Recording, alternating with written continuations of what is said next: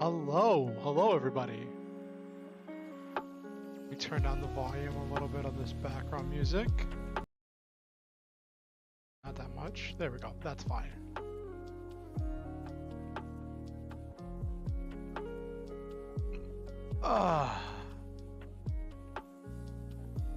Let me just make sure my stream is live. Stream is live, yay! Let me let people know that my stream is live.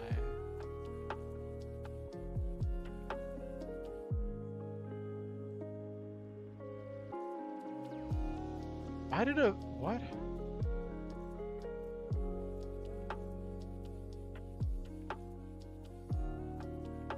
Why did a vtuber agency like my tweet about going live?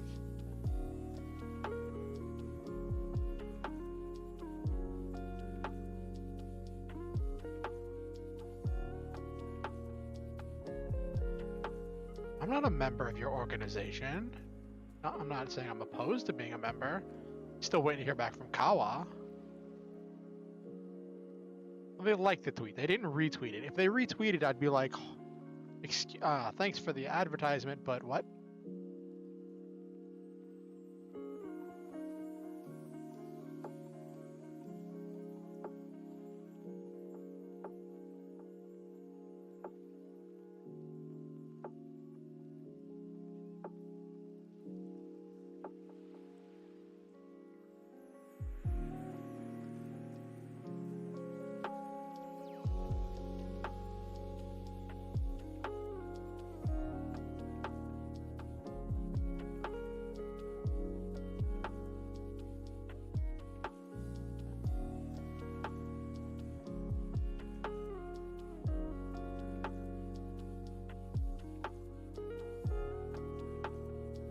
Okay. Alrighty.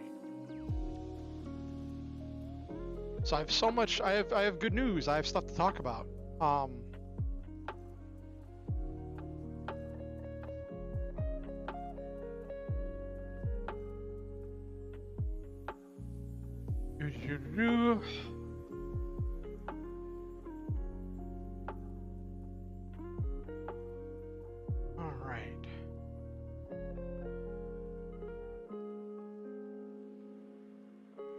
Alright, let me make sure my mic, I have the right mic on. One of these days I need to pick up a new headset. But that's on my that's on my list of things to do.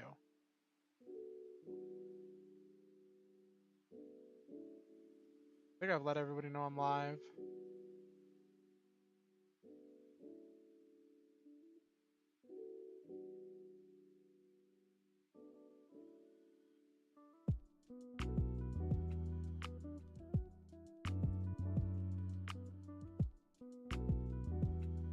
Hey everybody, hey.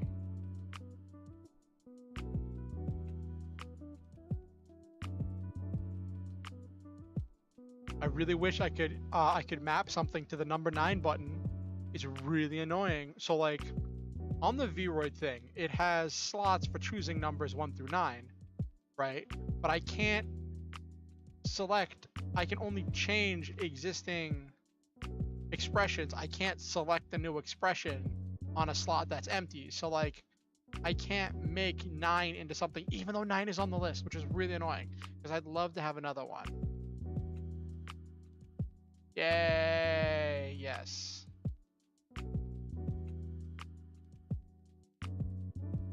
Playing with my faces.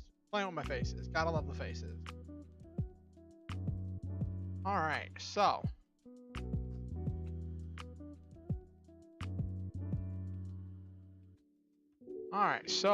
how is everybody doing? So today, I went to bed super early last night. Like I didn't write, I didn't do any, well, I did write during stream, but like I went to bed super early last night, right?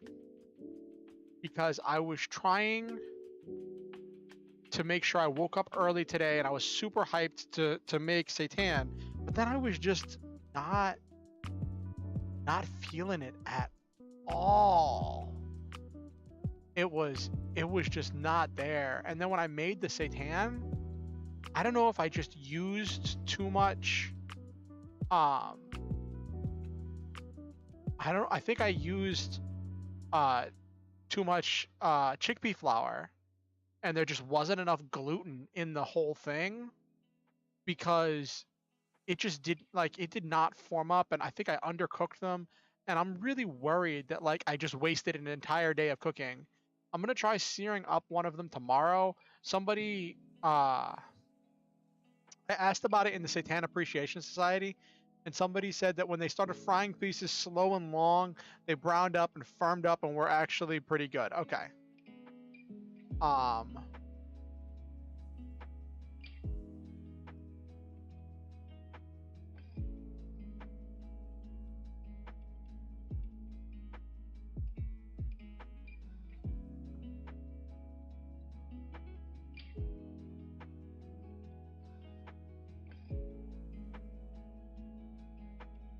Okay.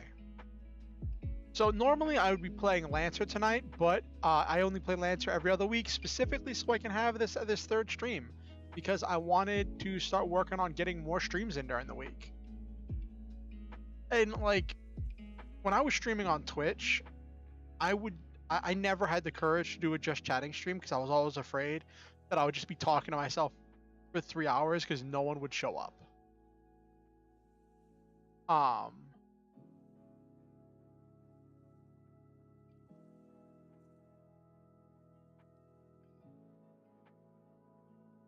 Let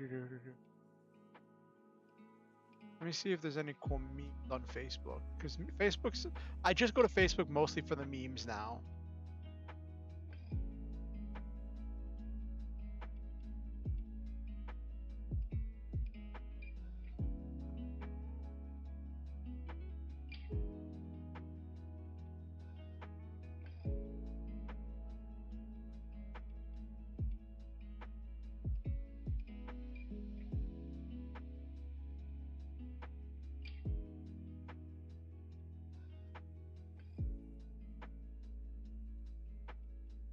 Okay.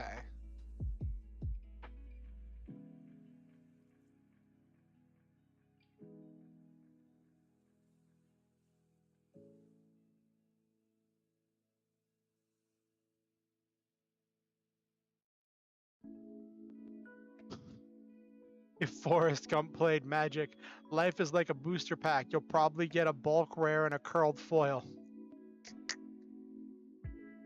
Ah, that's so good. That was from Cardboard Crack.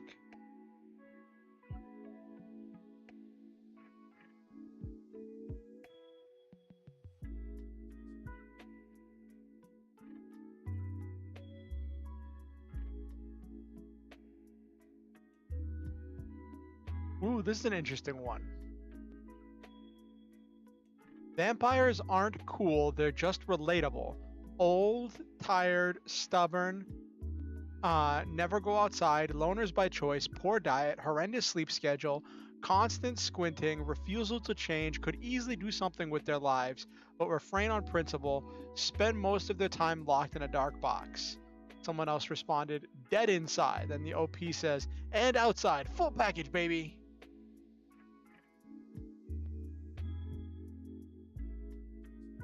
One of the comments, everyone talks about the war between vampires and werewolves. No one ever talks about the secret war between vampires and cattle ranchers. These are high stakes, people. I gotta give that a like. Gotta give that a like.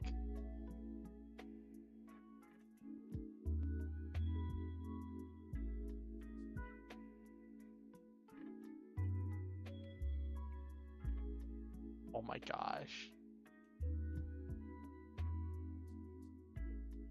Doing teletherapy from your childhood home is kind of like reporting to you live from the scene of the accident. I came here to look at memes, not be called out for childhood trauma.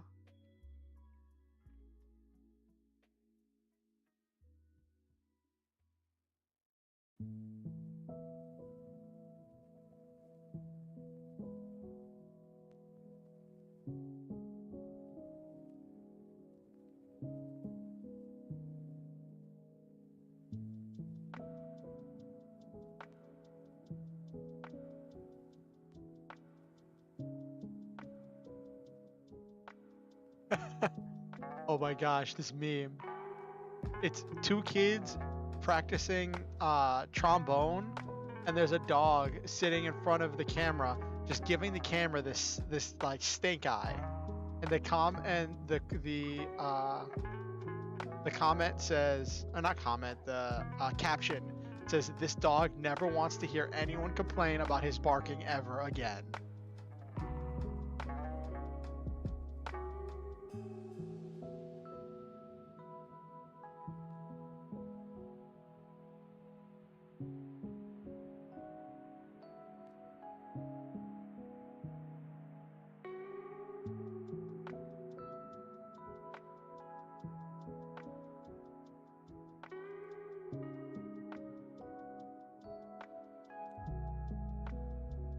Thinking again about how the names Arctic and Antarctica just mean bears and no bears. That's hilarious if that's true. What can be more human than coming to a place you've never been and saying bears are here, than visiting a similar place and going, but no bears here.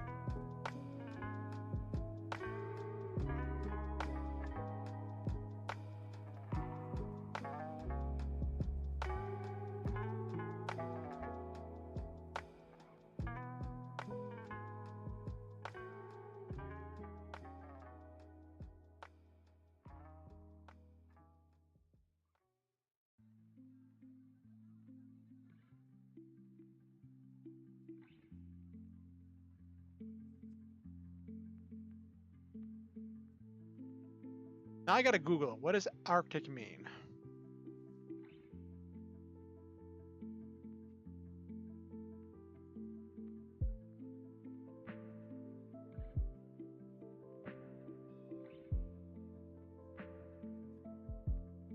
Near the bear, northern, from the word meaning Arcos meaning bear. Okay.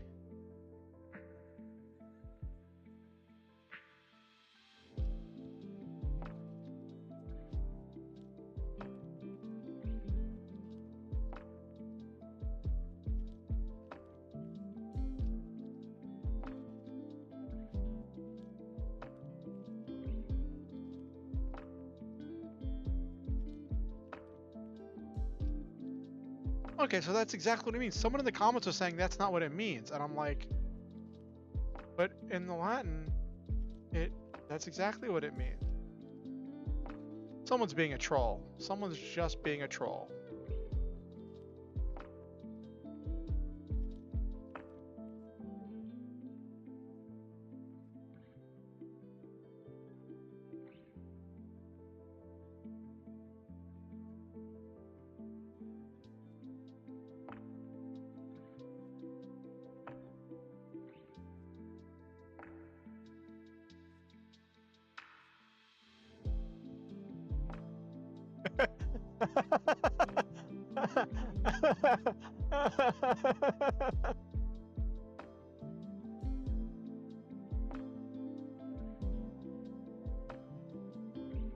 Oh my gosh. So I see a meme. It's like a Tumblr post that says, "Okay, hanging out on Reddit is actually a great idea. Someone said they didn't like Henry Cavill as Geralt because Witchers move 10 times faster than a human, but Cavill only moves at human speeds." And someone replied that they were fascinated by what actor they would suggest instead, given the limitation that all actors are human. So like, I think what they're talking about is they wanted more special effects to demonstrate that Henry Cavill was moving at superhuman speeds. Because I don't think that was a thing a lot in The Witcher. Somebody then he follows up saying maybe OP knows the secret to making Witchers in real life, but no one's listening. And then the response, not all actors are human. There are horse actors and dog actors who could probably move 10 times faster than a human. Geralt should be played by a horse is the hot take of the day. Oh my gosh. One of the comments, a horse plays Geralt, Cavill plays Roach. I think Roach is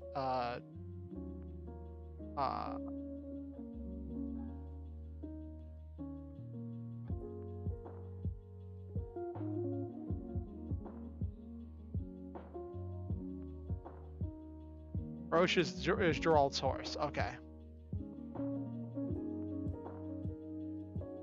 Oh, he names all of his horses Roach. That's funny.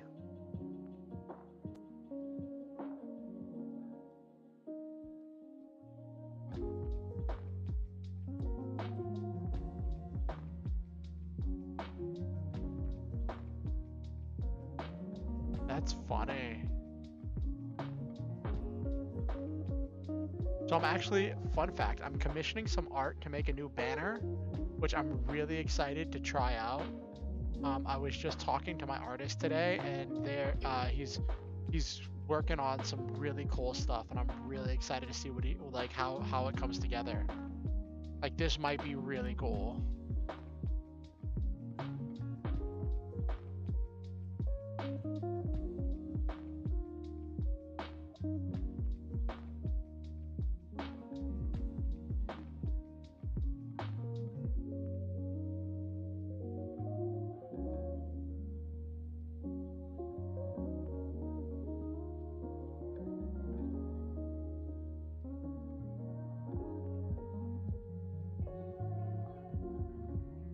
Oh, it's funny.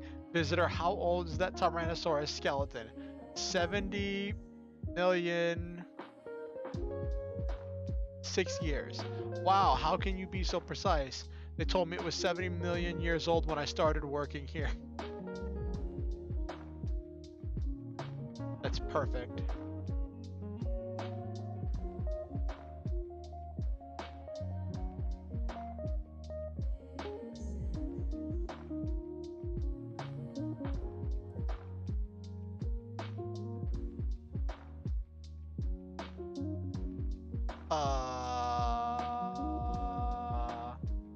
New bubble wrap will no longer pop when you squeeze it. Everyone on the planet, why? I had a friend, one of my old friends, close friends, who was like a brother to me. Used to collect bubble wrap to pop it because he enjoyed popping it. He used to collect it from work when we both worked at a warehouse.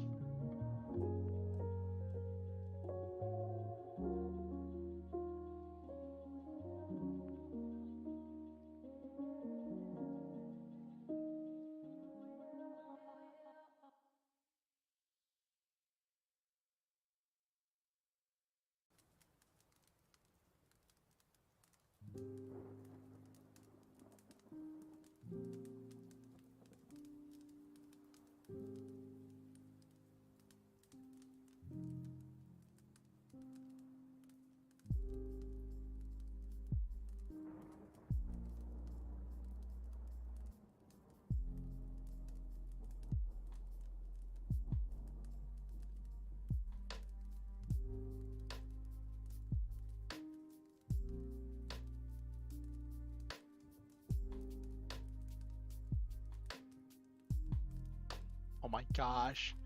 Saw a comic of, what's his name? Garen from League of Legends at a bar sitting next to, I think it's Katara? Whatever. It's like, I think spinning around is the best way to defeat my enemies. Spin to win, Garen.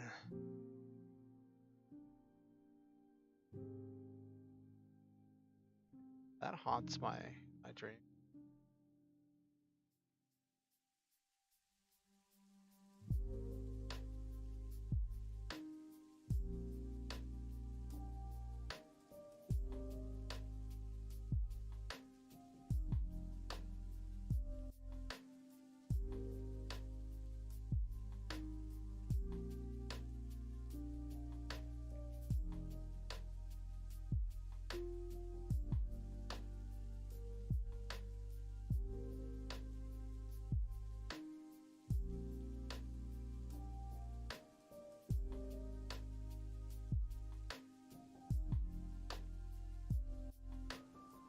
Alright.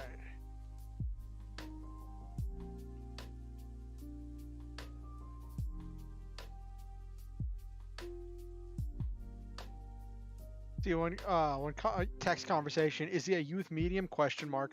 Like a child psychic? No. No, the t-shirt size. Oh. Shows where you were thinking.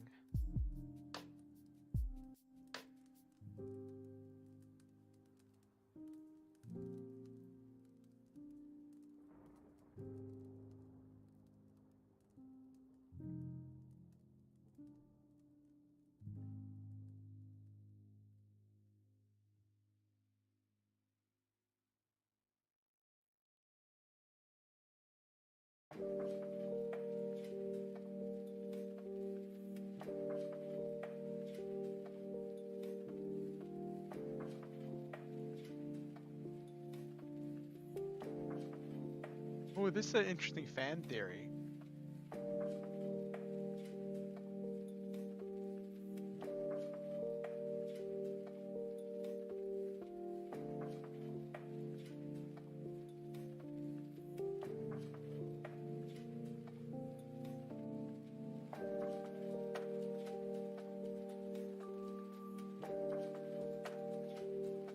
Ah.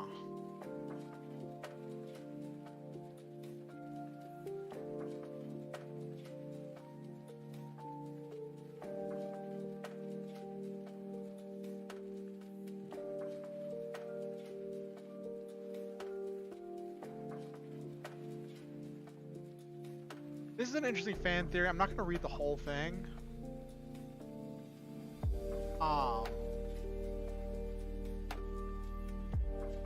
So this theory is that it's about Shrek of all movies, right? Of all movies. So this fan theory I was just reading about on Facebook, right? It says the theory is that Shrek made up his name on the spot when Donkey asked him because he'd been the monster, the ogre, the thing for so long.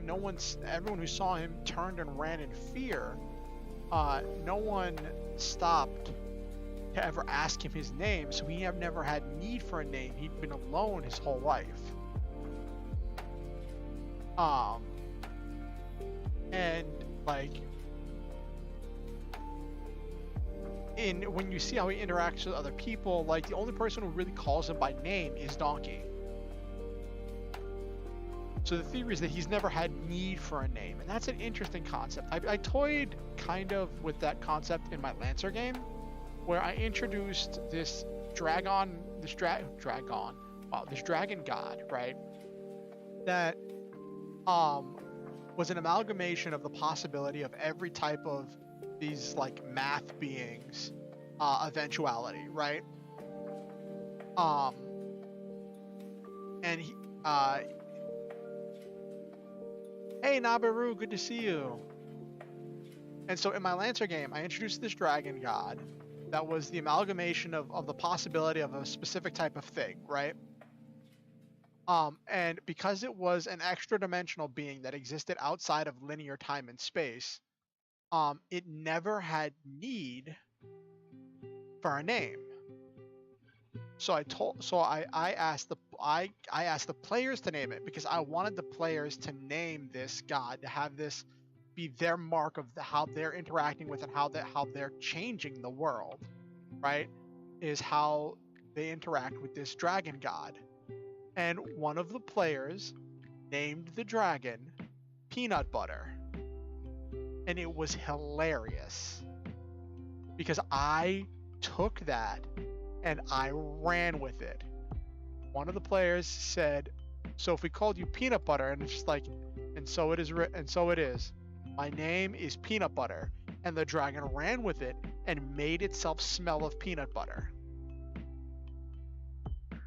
And said, whenever you speak my name, when you speak a name, any name, and think of me, I will be able to see and hear you. So whatever you say to me, I will hear you. If you call to me, I will hear you. And the players didn't really question how that worked, so I didn't get a chance to explain. It's a philosophical concept where he becomes linked to anyone who considers his presence the philosophy or ideal of his existence. Yes, Sauron's lesser known relative, Peanut Butter. So the joke was that now, anytime anyone thinks about him, he will be able to see them. And one of my players does this thing where she doesn't let anyone see her eat. He has to go into like a side room and perform some secret ritual that even I, the game master, do not know what ritual she has to perform in order to eat, right? Like, it was a sign of character development whenever she ate a few bites of some bread in front of other people in a public place. But then she realized that now she could never eat peanut butter because anytime she eats peanut butter, she would think about Peanut Butter, the dragon god, and then the dragon god would see her, which means someone would be seeing her eat, which is not something that she's okay with. So then she would just went on this whole temper tantrum and was like, "You put God in the peanut butter." Not a temper tantrum. She just kind of had a small meltdown, and uh, so the party had to get rid of all the peanut butter on the ship because people were afraid to eat peanut butter or else the god would see them. Because then they would think about the dragon god peanut butter. But I had one of the NPCs that also lives on the ship like peanut butter. And is like, hey, where'd all the peanut butter go? Because I had to do something. I couldn't just let that slide.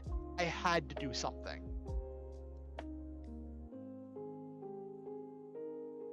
Well, they were using almond butter, and when someone's like, "Hey, almond butter is better than peanut butter," anyway, they're just like, agree to disagree.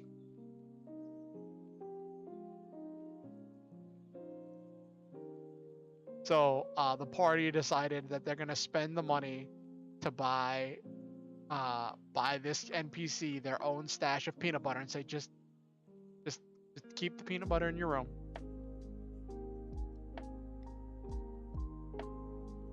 Keep the peanut butter in your room. Just and it's hilarious.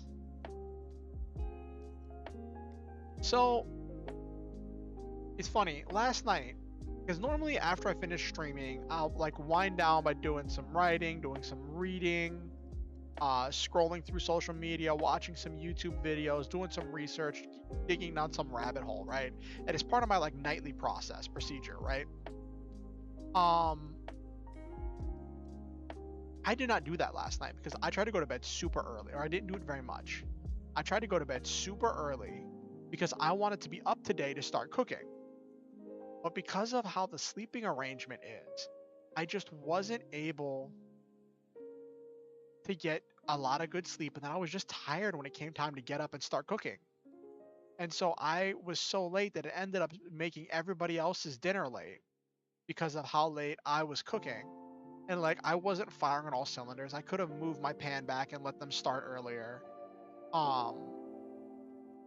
And it was, but then after all of that, my seitan did not come out the way I wanted it to. I should have kneaded it more. I should have kneaded it more because it didn't get the smooth. It was still very gummy whenever I put it into simmer. It didn't develop the skin I wanted. It didn't cook the way I wanted. I'm hoping that when I fry it, it's gonna finish cooking because I don't think it cooked all the way through. I followed this recipe I found online, well, that somebody shared with me online, to do 2 parts gluten flour, 1 part chickpea flour. And I've seen that similar recipes used for vegan turkey, right? But I think that was too much chickpea flour because chickpea flour doesn't have any gluten. So then the gluten strands just don't form properly. It doesn't form enough. Like, let me look up but I was really sad to go through all that effort and then just not have it come out properly.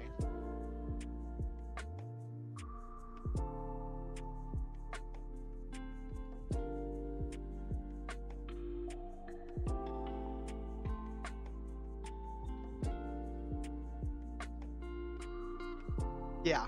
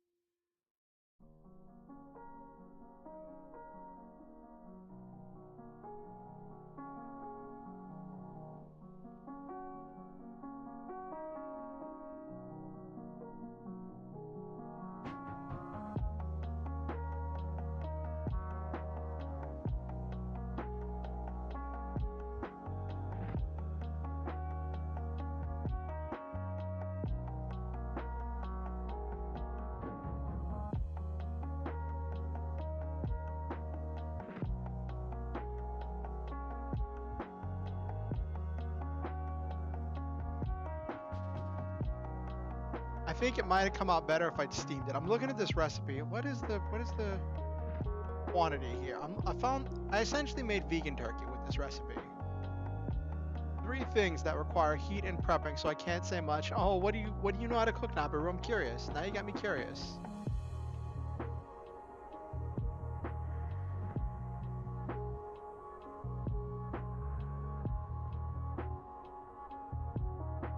Cups of chickpeas. Okay.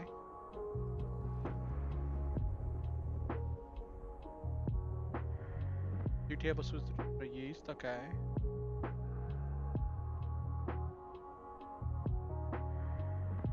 Yeah, this is about the ratio I had. Except they had way more chickpeas than I had chickpea flour. Chickpea flour is probably concentrated.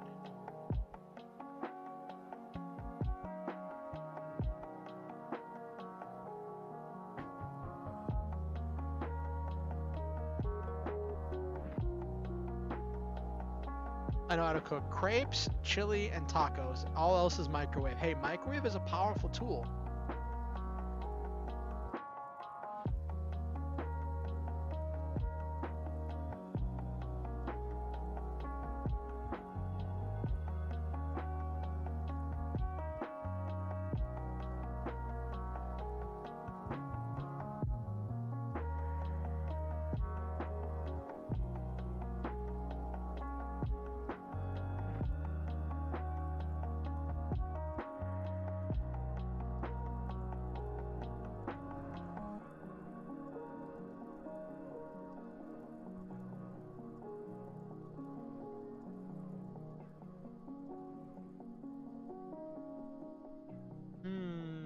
Okay. How long did this steam?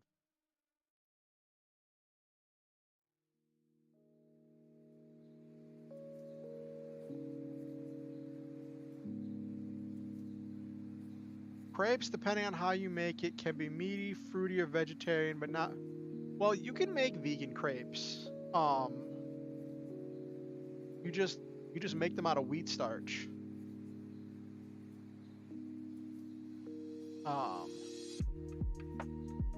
Have you ever made crepes out of wheat starch? So one of the ways of making seitan is to get the gluten and just start with all-purpose flour. And then you separate out the starch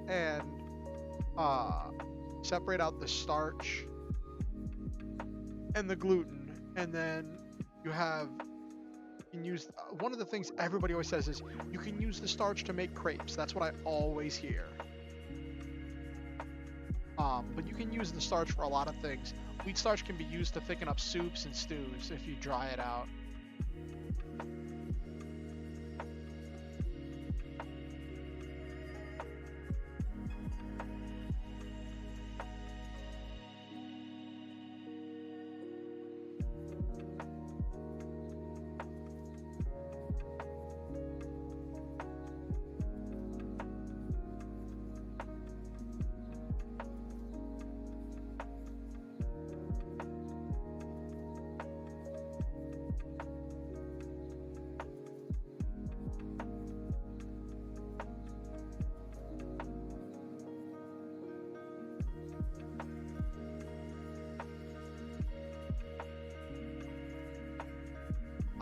I tried making vegan turkey using the chickpeas years ago when I was making a lot of seitan, and this is about how it came out. So like I think this is pretty par for the course for using chickpea flour. And I think I just need less chickpea flour in order to get a better consistency. Or I need to knead it a lot more to develop the gluten. But yeah, have you ever heard of making crepes out of wheat starch, Nabaru?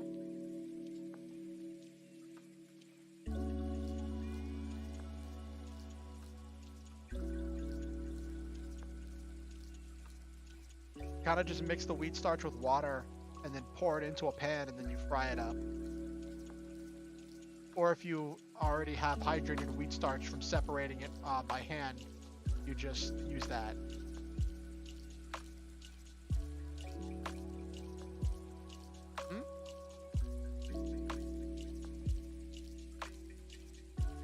What message? I saw you said that you crepes don't. The last thing I saw you say was that crepes are not really vegan. Did it not like your whatever you said? Oh no!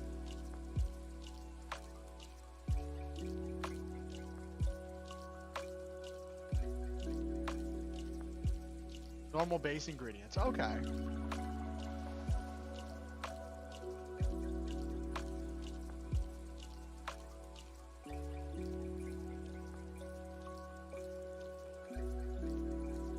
So, have you been watching any anime besides watching more, I don't know what word it didn't like either, Nabiru, and you can't really show me what the word is because it'll just get caught by the thing. But have you been watching any anime besides just season 2 of Bofuri?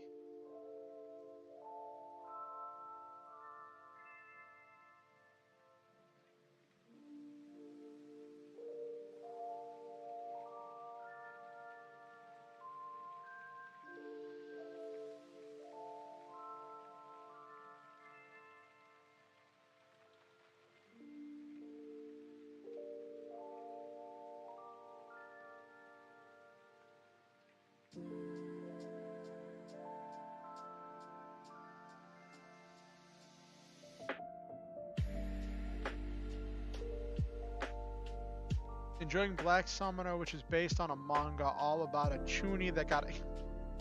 Okay, so... Alright, I gotta ask.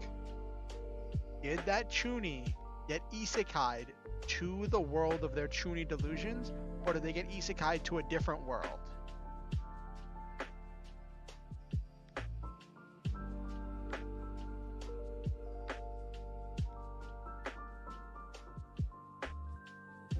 Also, can we just stop and appreciate that Merryweather, the VTuber, the writer VTuber Merryweather, his smug face just looks so adorable. Like his face, but he has such a good smug face.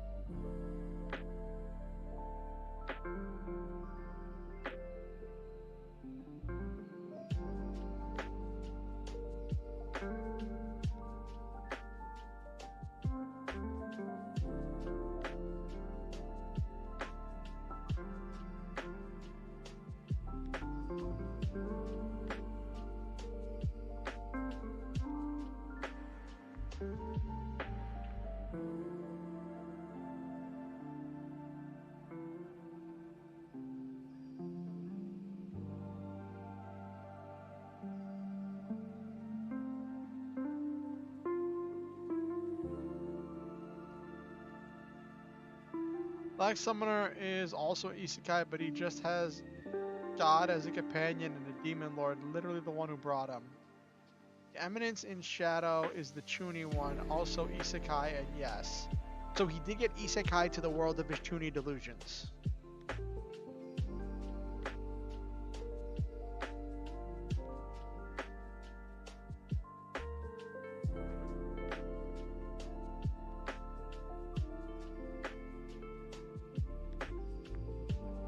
Doesn't know how powerful he is. That's terrifying.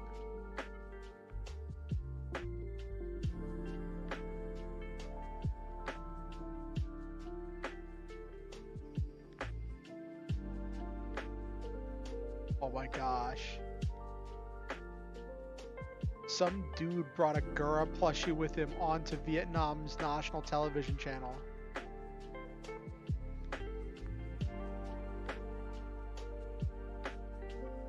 The world twists itself to match his delusions. Oh no, that's terrifying.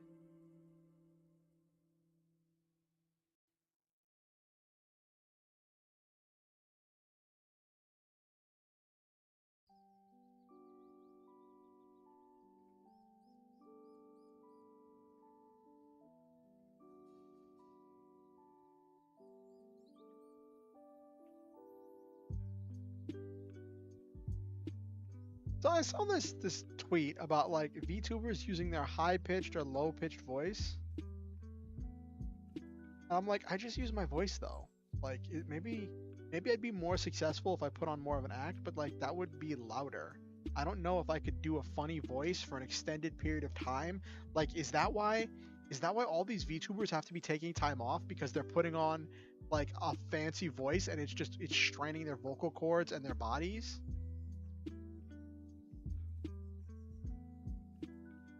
Is that the key to success, chat?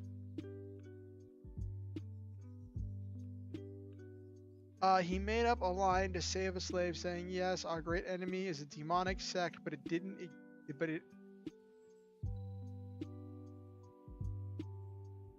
So he brought a demonic sect into existence in order to make his lie true. That's terrifying.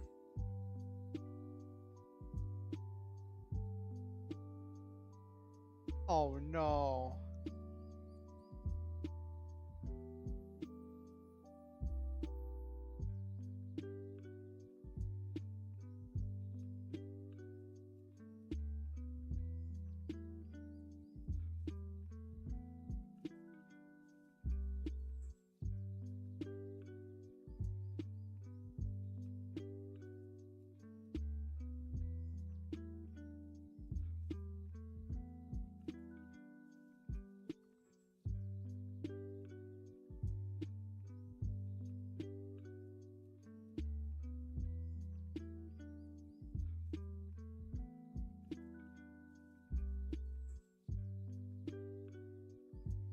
That sounds hilarious, Nabiru.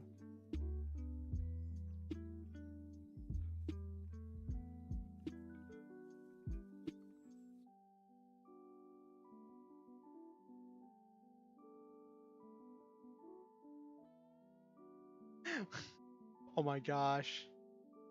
He dreams of not being the hero, but being a shadowy figure that helps the hero. Does that invent a hero in his world?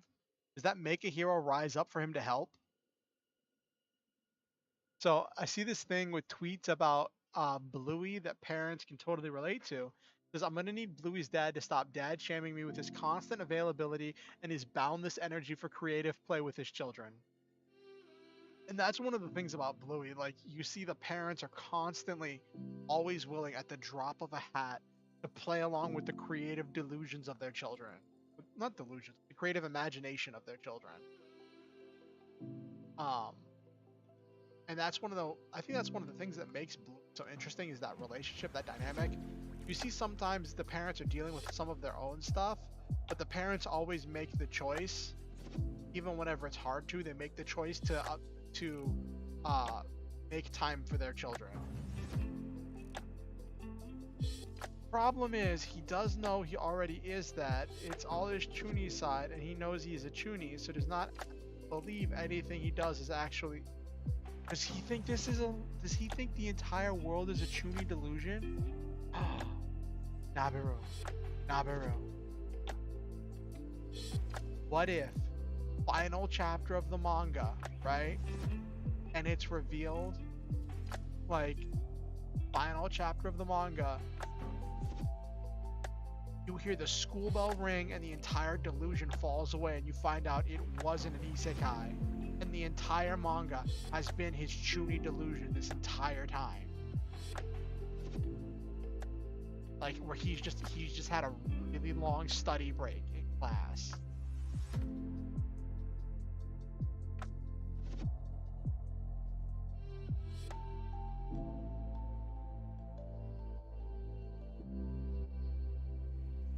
That's weird. I think you're the sect he made up, so seeing all these powerful people there, just bandits.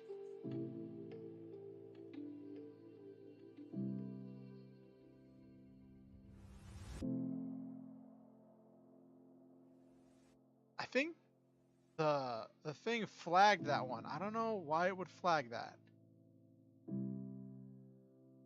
That's how he sees them.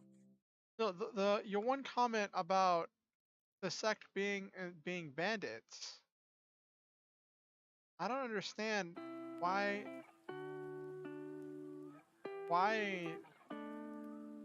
the bot flagged that. This thing's so weird sometimes. But yes, it is an interesting concept.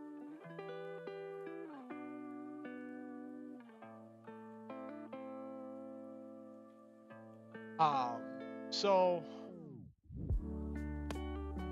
with Silva and we've started watching Macross 7, which is the sequel to the original Macross. So it's the canonical sequel.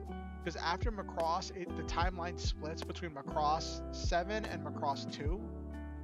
Macross 2 takes place like 100 some odd years in the future.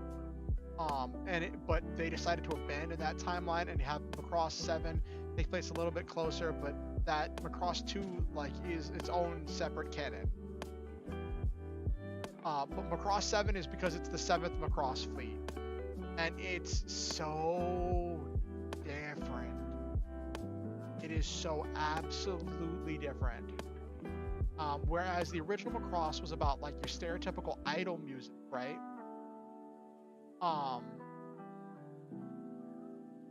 And like J-pop idol music kind of stuff. Macross 7's about rock music and about this hot-blooded J-rock. And it's so intense and so cool. We're just starting. We're like 2 episodes in, and it's getting really fun.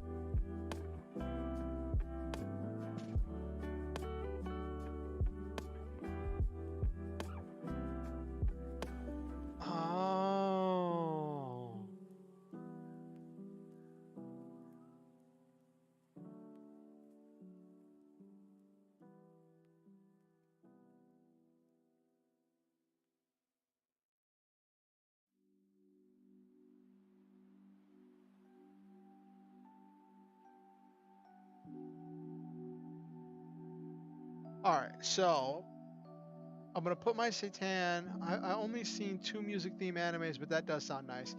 Yeah, so Macross, the first Macross series was about the first war with the Zentradi, this alien race, and it gets revealed that this this ancient race called the Proto-Culture developed developed all these other species based off themselves and seeded these other planets with different things, and they intended the different species to have different purposes.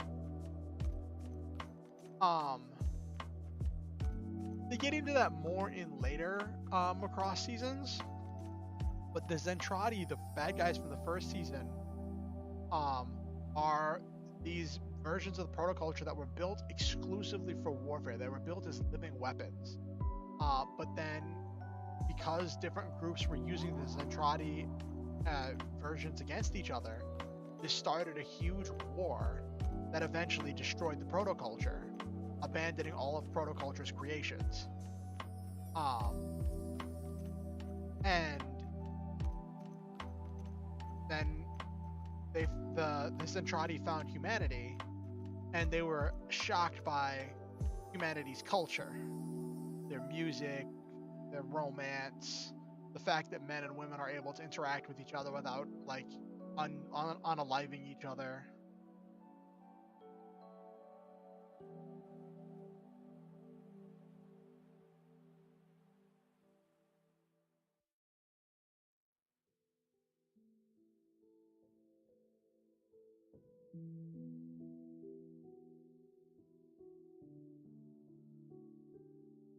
Yup.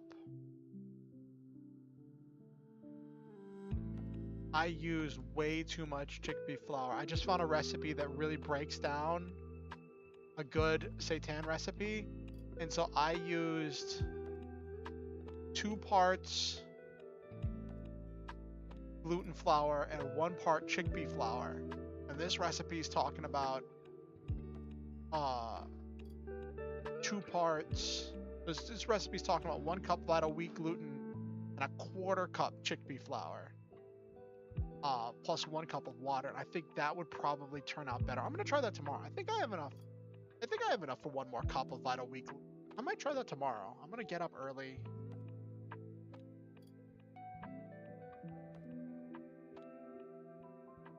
Yeah, I'm gonna try that tomorrow and see if it comes out better.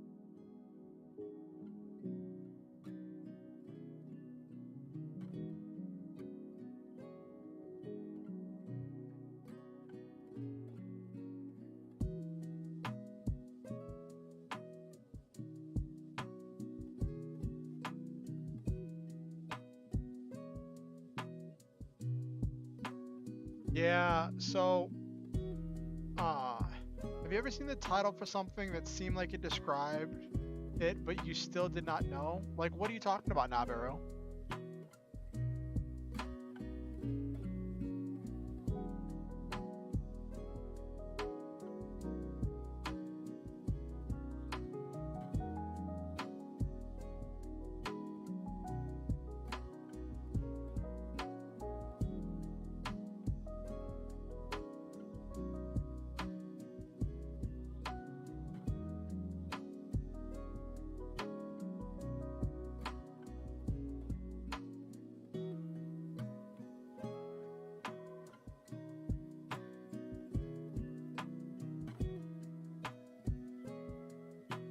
A lot of manga animes have long titles that describe the show perfectly, but you still wonder what it's about. Yeah, I can see that, Nabiru.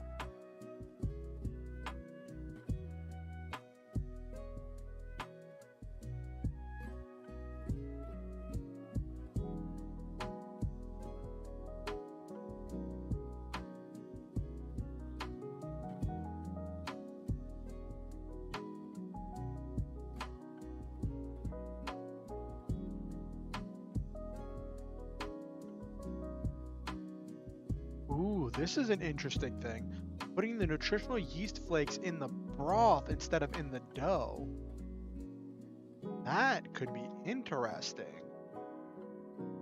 I wonder what that would do to the dough's texture.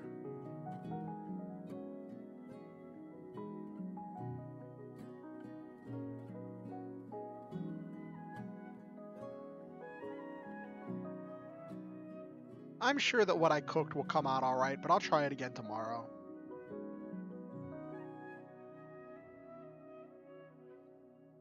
I probably shouldn't have made as big a batch as I made today,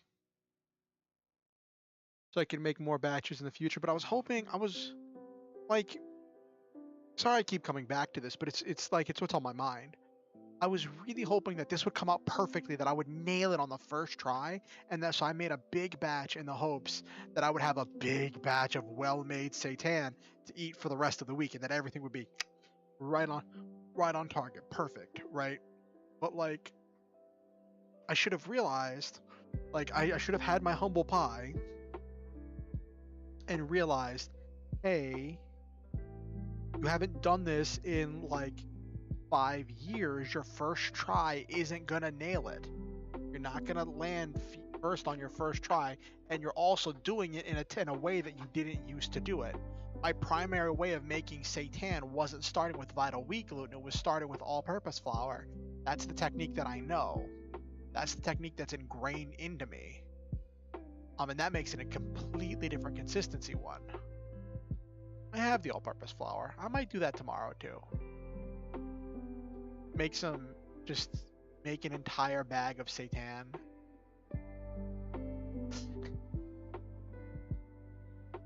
Just to compare. Jeez, if I'm gonna do that, I need to be awake by like noon. Oh goodness. But yeah, Nabiru, what anime are you talking about? What is there a specific anime you're talking about that has a name that you think tells you everything you need to know about the anime, but you're not entirely sure?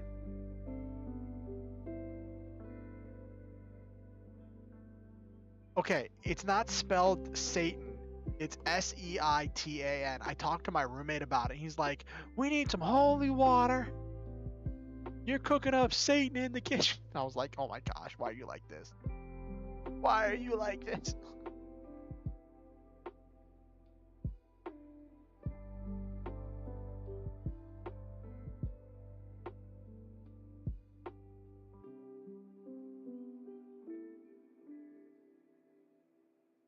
Tomo-chan is a girl. Is it about a girl? Is it an anime about a girl? Let me look it up.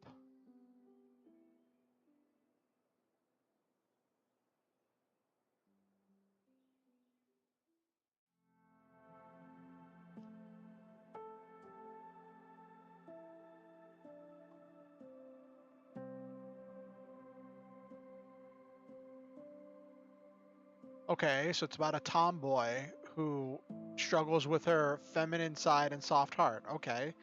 So a slice of life? Yeah, romantic comedy slice of life.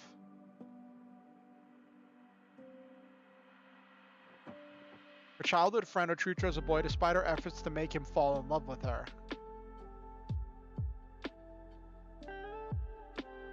Black hole dense. Oh, jeez. Not the black hole dense main character. No, please, no. Not the black hole dense main character. Please, not like this. I mean,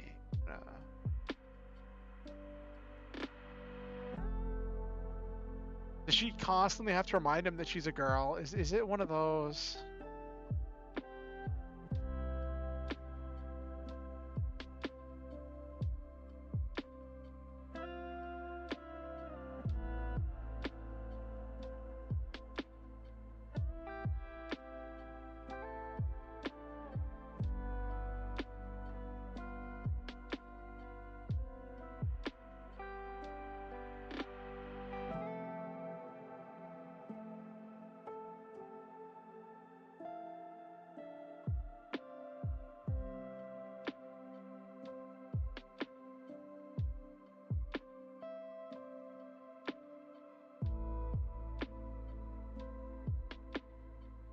What?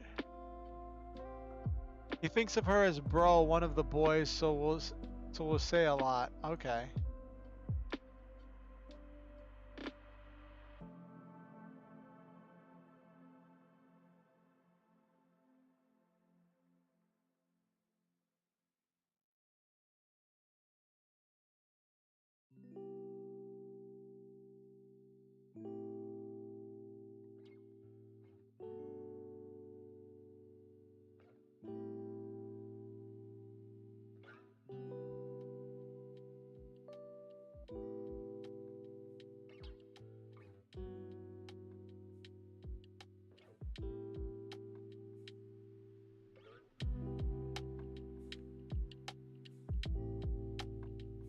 Currently fairly popular new anime based on the manga. Oh, really? That's cool. There's an anime based on it. That's funny.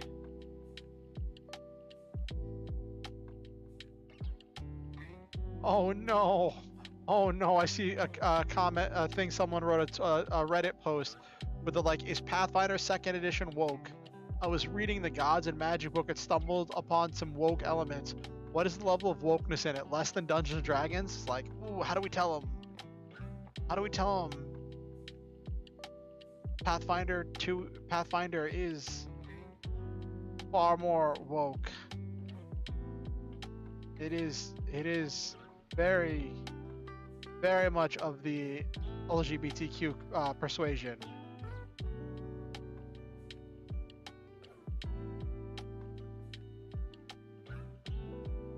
Yes. Yes. Actually, I'm gonna comment that.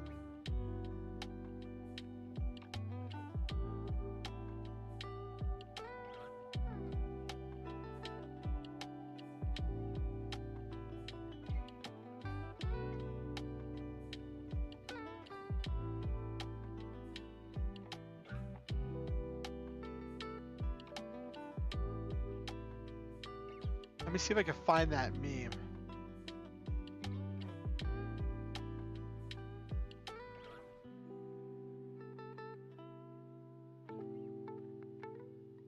Yes, I'm responding with that meme.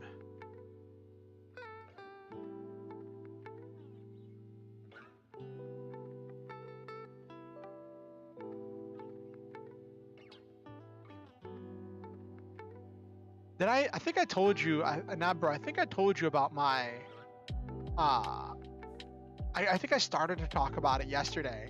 The one time I played Pathfinder 2e. So, I guess I'll go into it further. There's this deity that I was really intrigued by in Pathfinder. Caden Chaldean, who was the one, I think I described it, where he got like on a drunken dare, he got blackout drunk, took the Starstone trial and succeeded, has no recollection of it, woke up the next morning on the steps of the trial with godly powers, right? And he's become the god of freedom and self-expression, and a lot of people treat him as like a kind of a joke or a meme, or like a, well, not, they don't, okay, he seems on the surface like, that sounds like a novel title. What?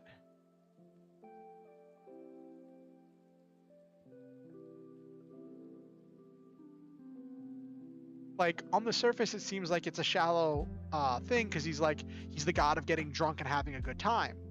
But when you look at his actual portfolio, right, he's all about freedom. All of the spells he gives are about freedom of movement, freedom for people.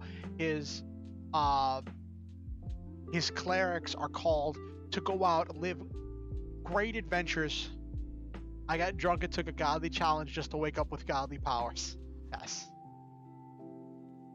Yeah. And his clerics are called to, his followers are called to lead these great adventurous lives, especially to free slaves, because his anthema is slavery. So that leads to this complexity, right? In a world where slavery exists, that he doesn't care if it's legal, doesn't care if it's accepted or if it's the norm. His followers are called to free slaves, which is something interesting from the drinking god, and his temples are actually fully functional bars. So the character I played was this retired bartender who'd been a bartender, and then one day,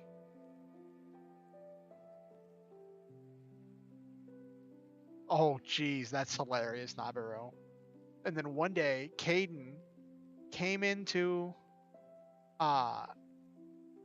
his bar and said, I've chosen you, like essentially said, I've chosen you to be my cleric, go out and live a life of adventure so you have great drinking stories to tell. And so that bartender left his job as a bartender and became a cleric of Caden and lives a life of adventure and freeing slaves in order to answer the call of Caden.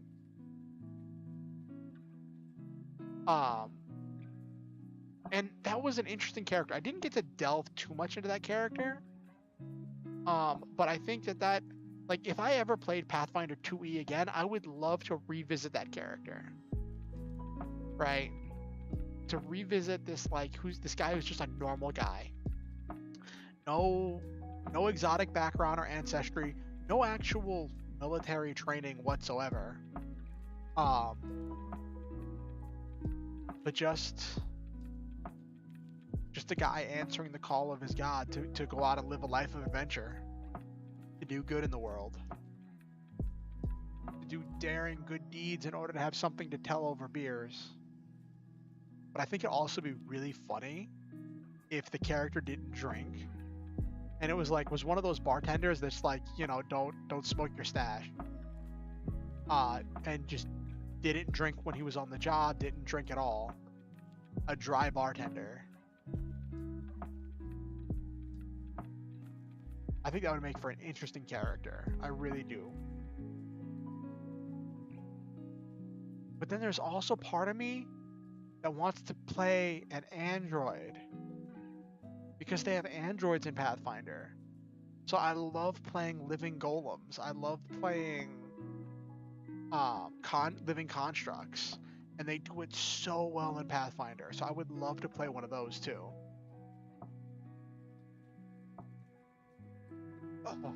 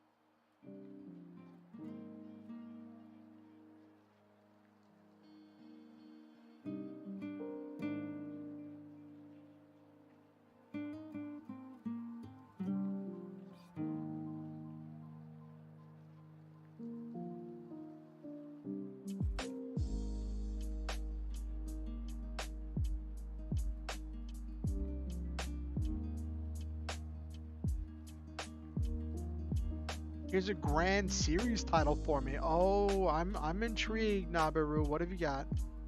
Free life in a different world for a country home center man. I'm a little lost by that one, Nabaru. Not gonna lie. I'm a little lost.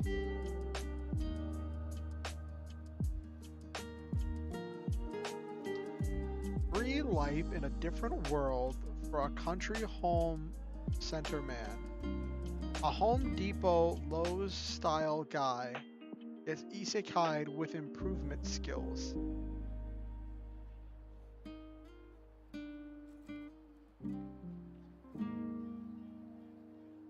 So when you say a Home Depot Lowe's style guy, do you mean a Home Depot / Lowe's employee, or do you mean an independent contractor that is always getting stuff from Home Depot and Lowe's for their projects? Because those are two different things.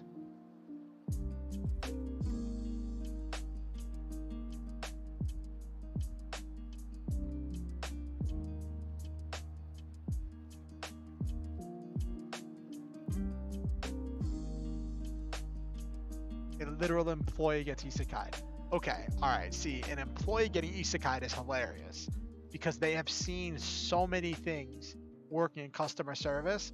I don't think there's anything that an alternate world can throw at them that will phase them at all. Oh, this is so adorable. Fia from the virtual reality show, it's apparently, it's her birthday, and she posted a picture of herself coming downstairs in this, like, gorgeous dress.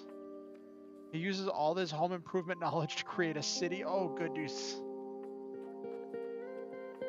So seeing this tweet by Fia, right, from the virtual reality show, got me thinking, got me wondering. No one wants him as the boss, though. That's hilarious.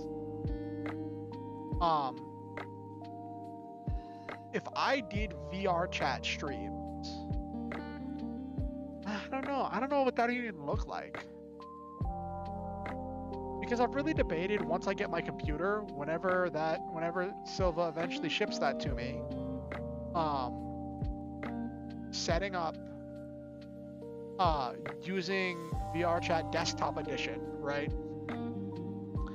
Since there's no way I'm gonna be able to afford getting like 3D gear, right? And also with my glasses, I don't know how that would interact with the 3D headset, right? But just hanging out and just chilling with people on VR chat, I thought could be really cool. I wouldn't do it. I don't think I could do it with my laptop. Not without incinerating something.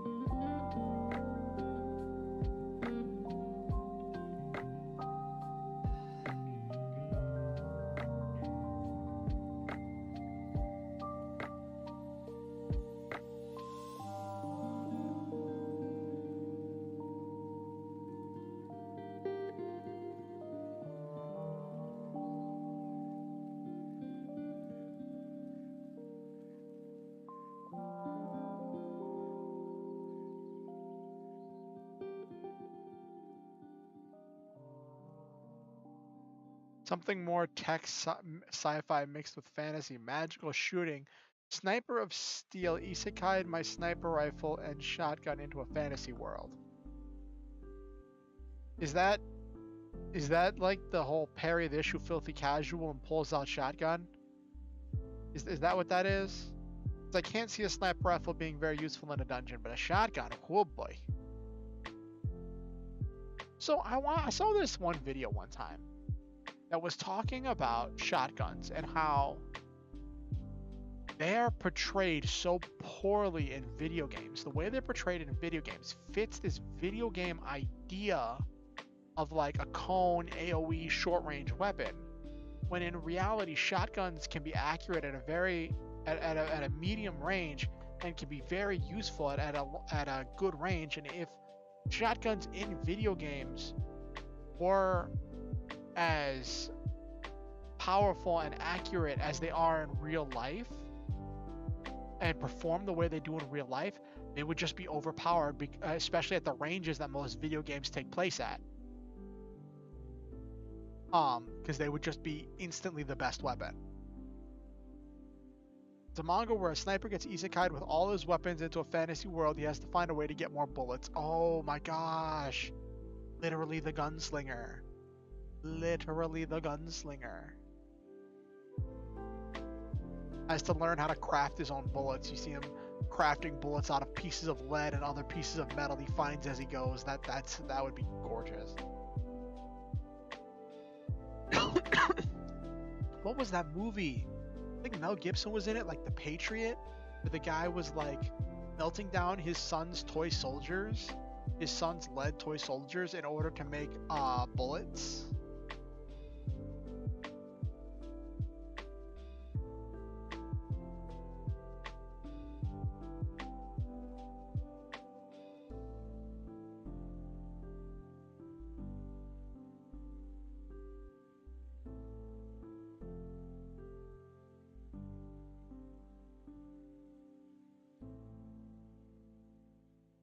Yes, it is the best weapon. Temp using magic on shell casting to act as the fuel and wind magic to propel, I believe.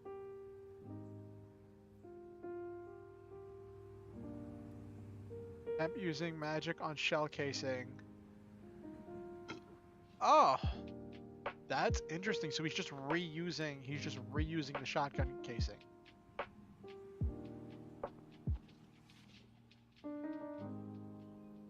That is true.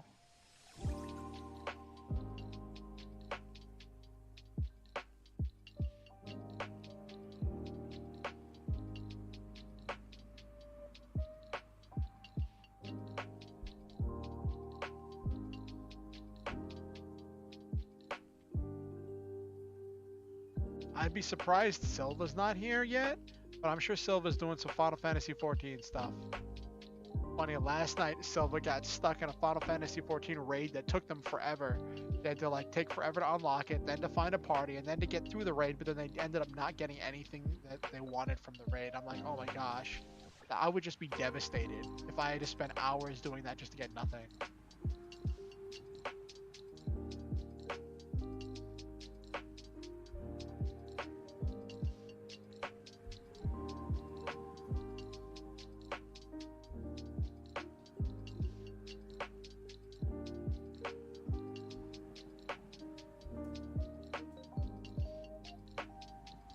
Yes, guns do get really OP.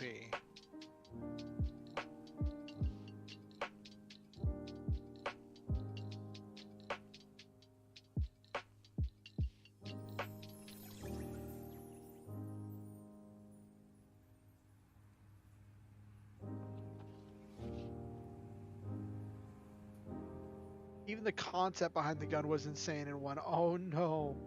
You know what was funny? In Knights and Magic, when the main character essentially created magic guns. Like, Knights and Magic, the main character just got OP for literally no reason whatsoever.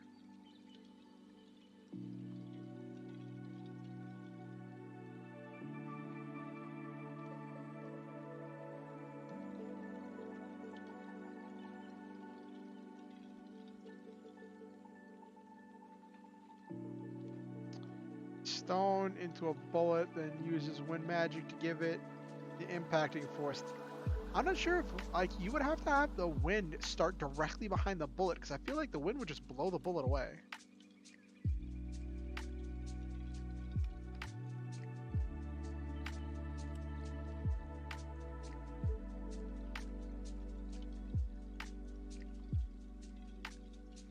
Oh my gosh, this is funny.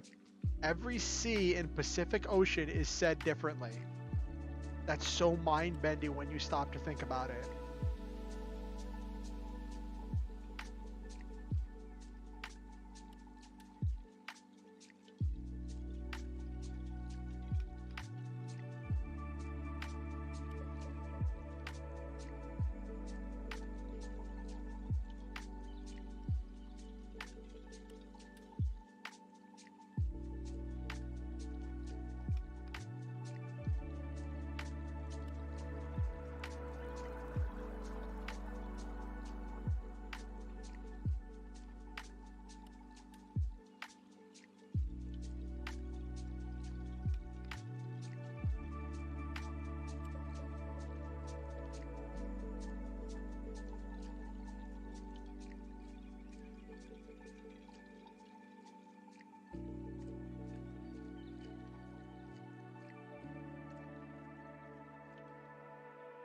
My trust issue's so bad that I think the good reviews on items were made by the company.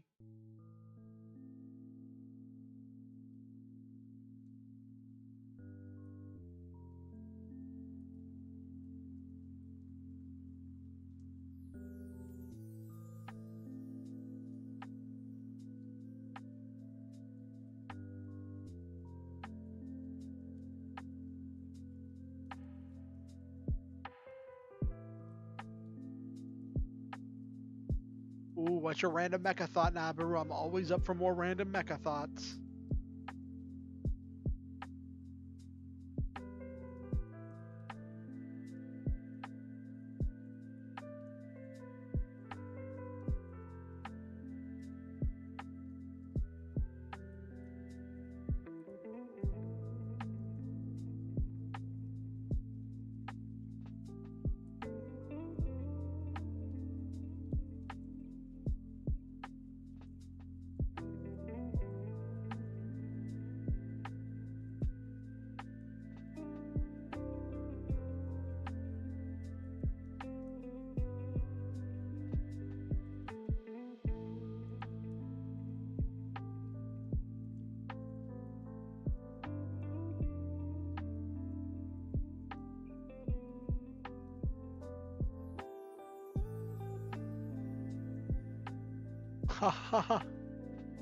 I'm sorry, but you can't always be experiencing a higher volume of calls than average. That's not how averages work.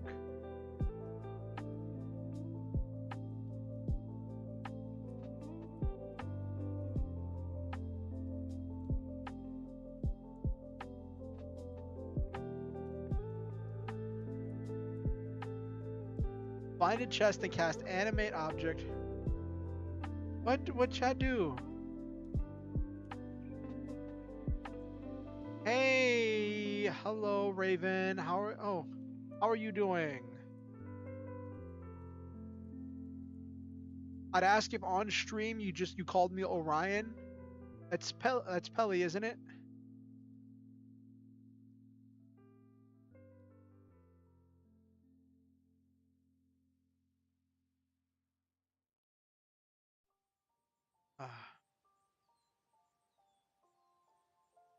How are you doing?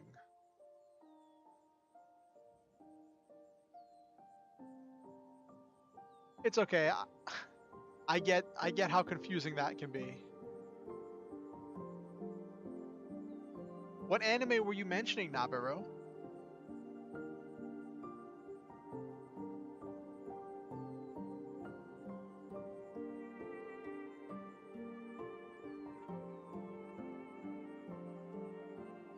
What's up, Pelly? How are you doing tonight?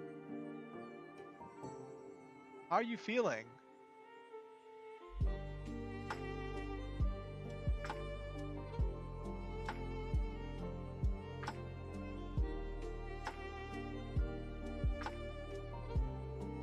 Good so far?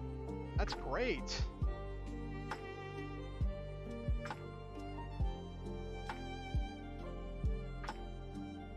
Ain't all going anime. Search drop of red armor. Ain't all going. That's Overlord, isn't it? Drop of red.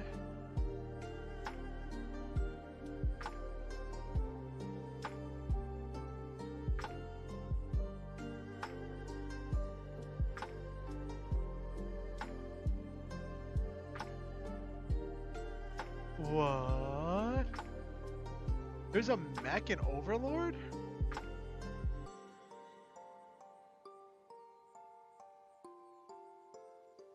Why is Overlord blocked by...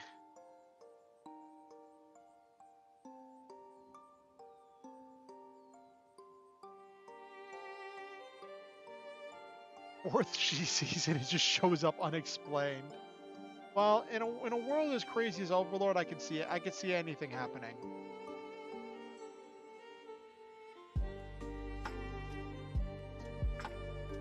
So Pelly, how did you like your the tacos and stuff they made for dinner?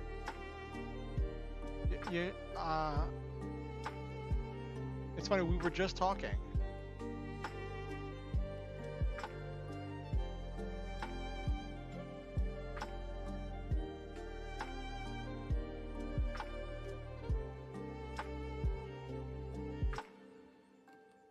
So yeah, I was talking to Pelly earlier, and I finally. Oh, you all didn't get. I could have swore you all picked up some canned crab meat. Didn't you all have some of that stuff? Oh, it fights albedo. That's interesting.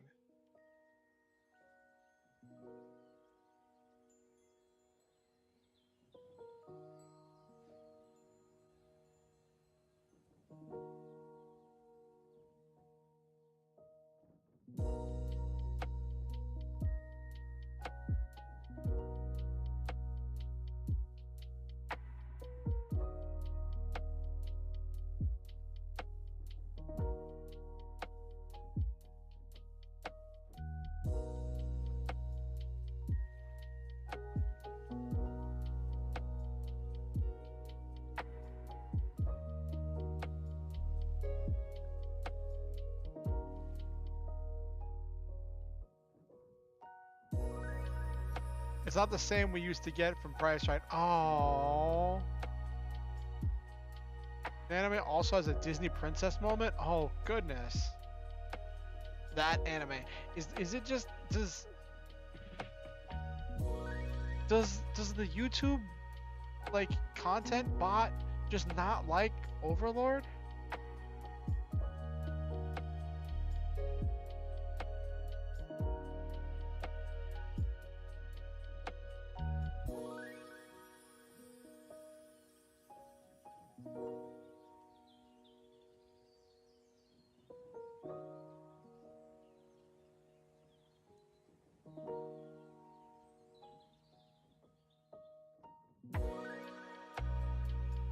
Yeah, the bot doesn't like a lot of stuff. It's really weird.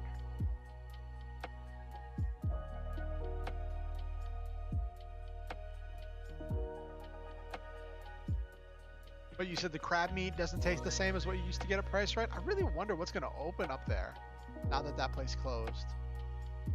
There's a place that was a Price Right near where we live, and it recently closed down. And I'm really wondering what's going to open up there. Like, you know, there's always the standard joke that like whenever something closes, it's going to open up as a Spirit Halloween, because they always open up in the shell of old, rundown, closed businesses.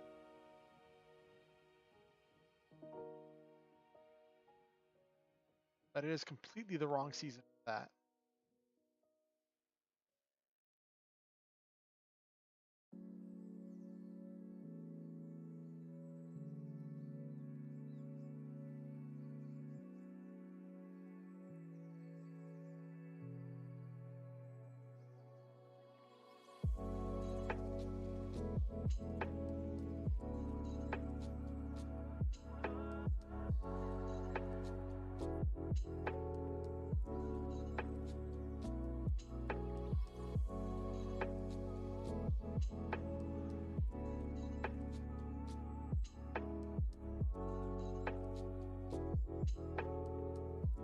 Yeah, that is actually true. I haven't seen one.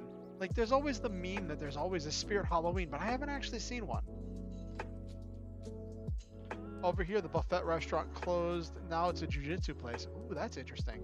Because it's such a large store in a prominent area. Like, it's within walking distance of a lot of places. Like, there's bus lines that go all around it.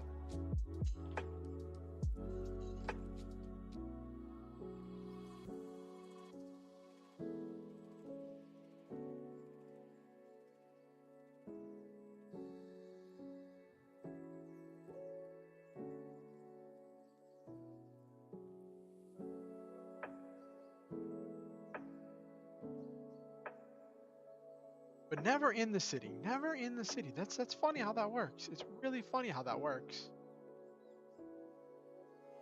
So Pele, if you watched, you were telling me about the magnet fishing and the whatchamacallit, the metal detector stuff that you've been watching. Have you been watching anything else interesting recently? Any cool shows? I know you said you wanted to watch The Last of Us.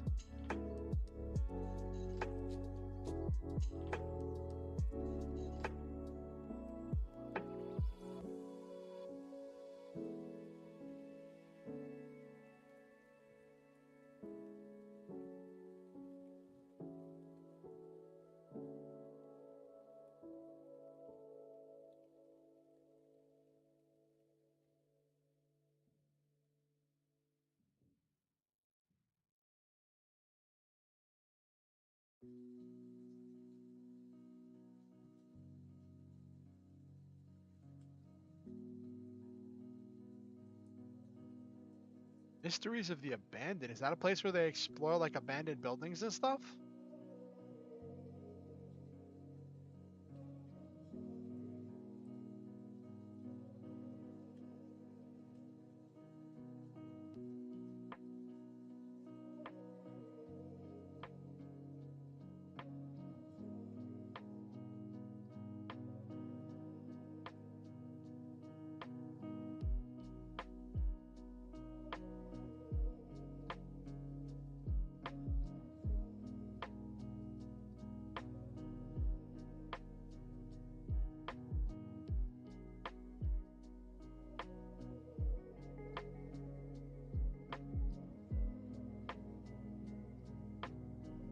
Also give the history of the locations. That's really exciting. What in the Oh. What just happened? Sorry, my...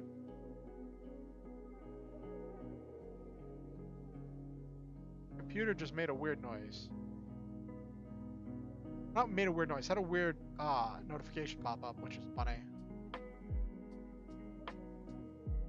That sounds really cool to watch. That sounds really interesting.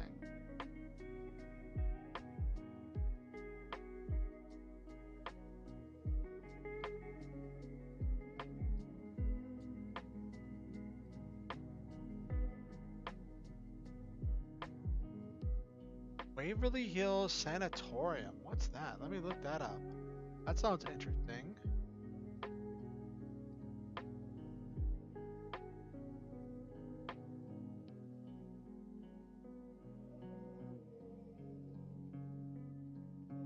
It says Waverly Hills Sanatorium is a former sanatorium in southern Louisville, Kentucky, opened in 1910 as a two-story hospital to accommodate 40 to 50 tuberculosis patients.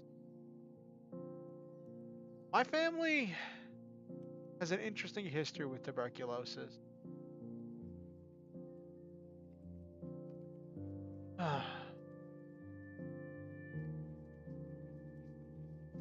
This looks interesting. During the building's existence, it became known as one of the most haunted places on Earth.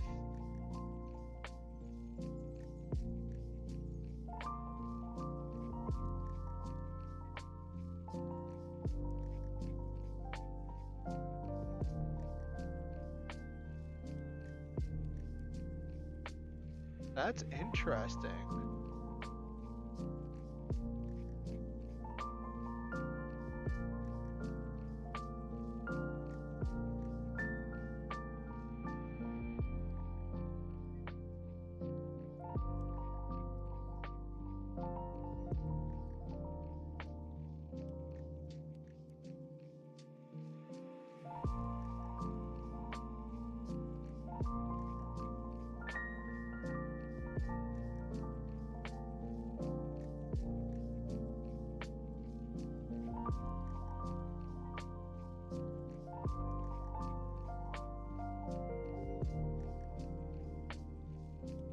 Usually 3 to 4 locations per episode. Oh, okay.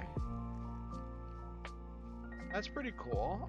I was just glancing at this. This looks interesting.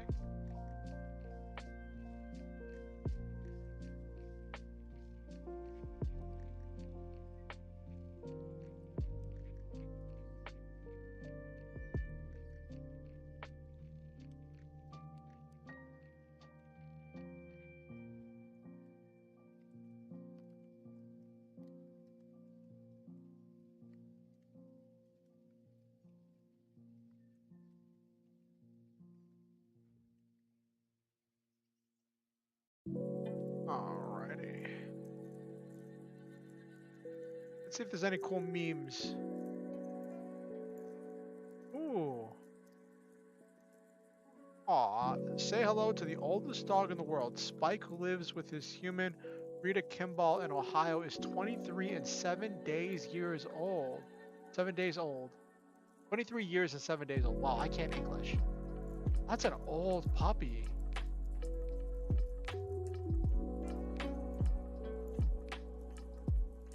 And it's so small. Let me get a picture of this thing.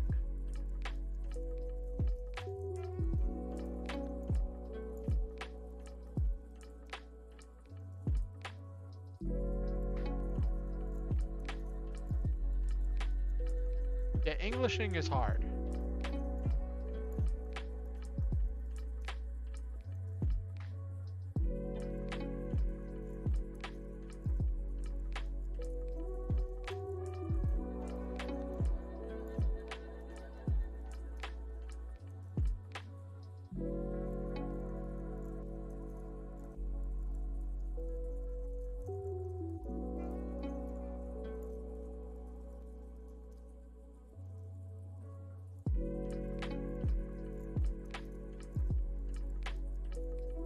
Look at that. Look how adorable that puppy is. 23 years. That's so old for a puppy. Well, I mean, I realize it's not a baby anymore, but all dogs or puppies fight me.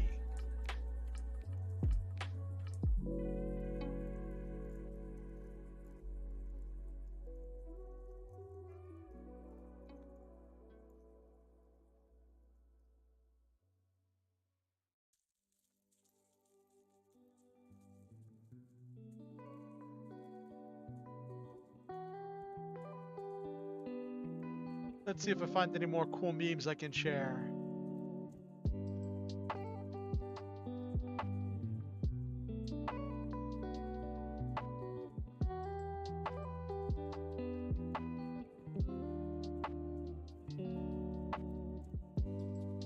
Meow, I fight.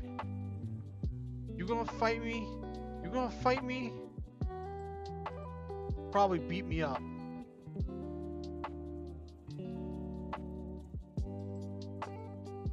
I haven't fought in a long time. Reminds me of that meme that I saw somebody share a while back. I was like, I say fight me a lot for someone who has trouble opening heavy doors. And I'm like, I don't have trouble opening heavy doors, but I also don't say fight me a lot.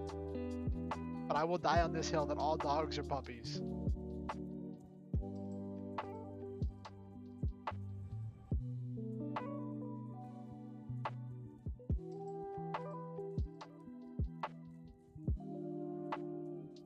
Oh my gosh. Hold on. I love finding memes. Alright, hold up. I just found another meme I gotta share.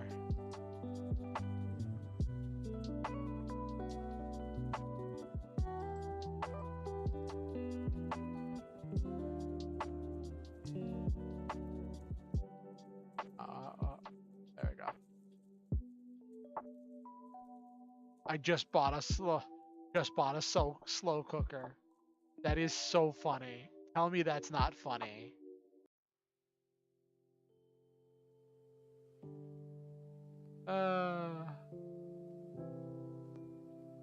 Custard Last Stand Part 2.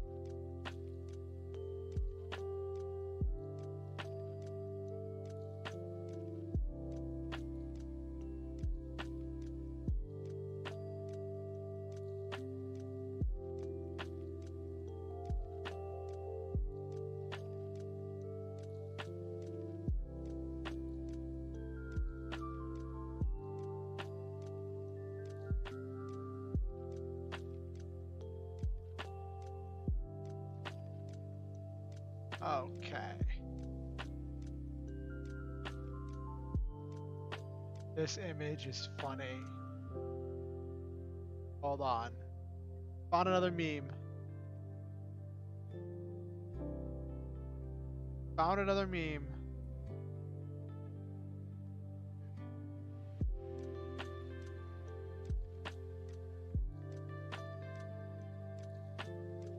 I miss having a cat. They're so fluffy and sharp. They're pointy, so you obviously can't have them around air mattresses, but they're so fluffy. Oh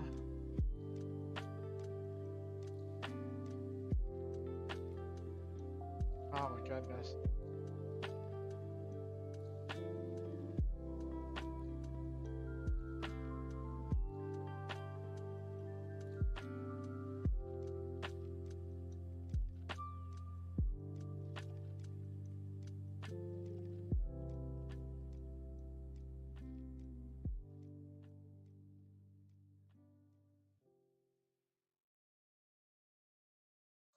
YouTube bot asked me if I'm okay with mature content, even though I have the allow content on.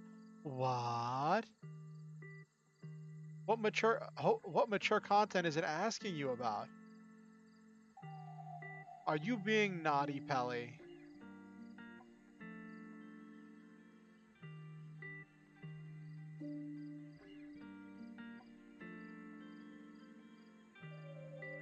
Ah, I see.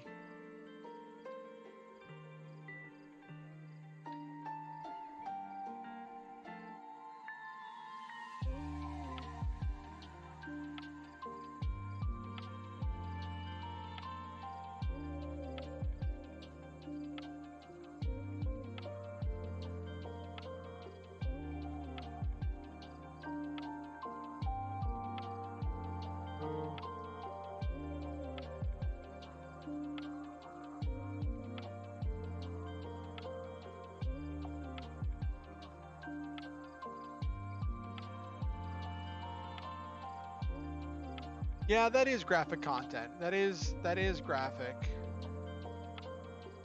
All right.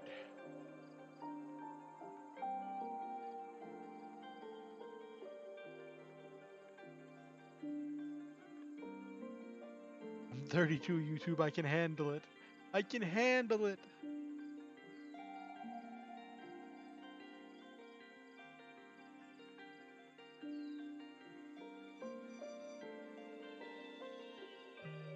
Ah.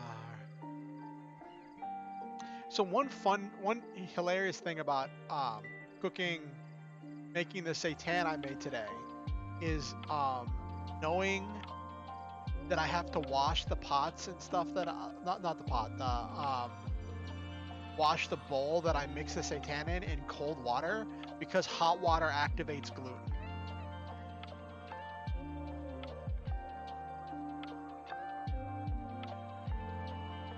Which is really funny. I'm hoping that once it sits around and firms up, I'm gonna put it in the fridge probably after I have it sitting out just to get back to room temperature, and I'm gonna put it in the fridge once I get done with stream. I saved a bunch of the broth that I cooked in order to make some gravy or something tomorrow.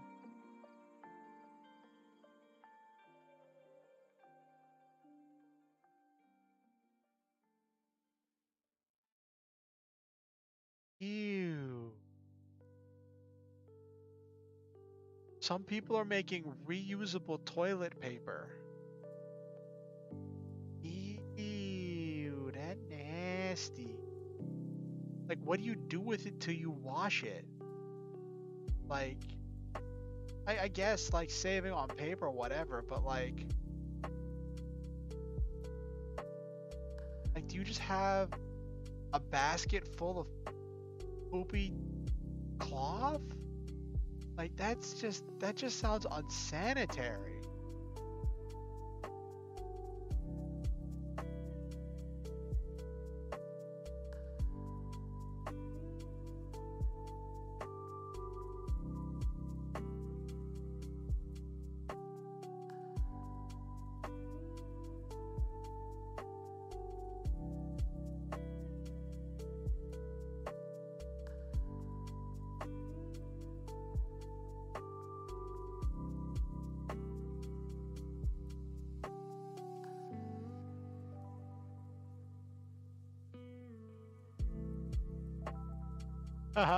Man, alright, time to relax. Boots up extremely stressful video game.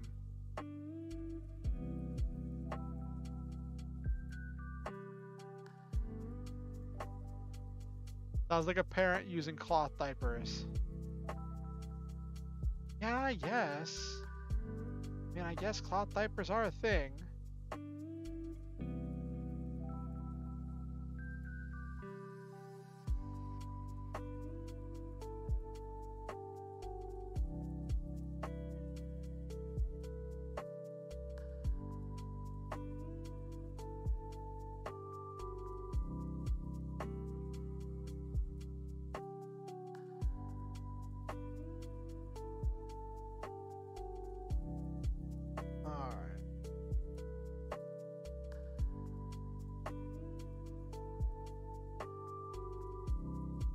Oh, this is a funny meme.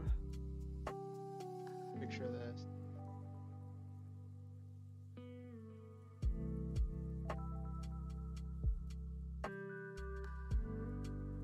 Ew.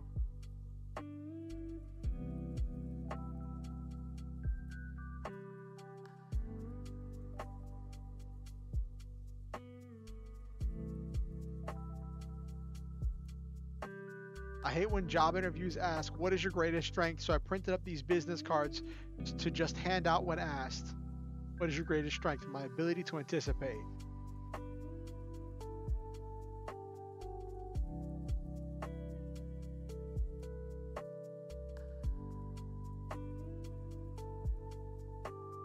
I love this comment. Someone says, interviewer, next question. What's your greatest weakness? Me, pulls out card reluctantly.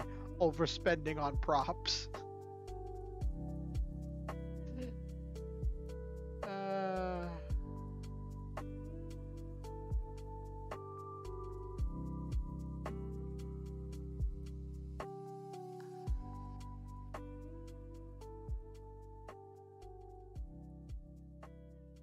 All right.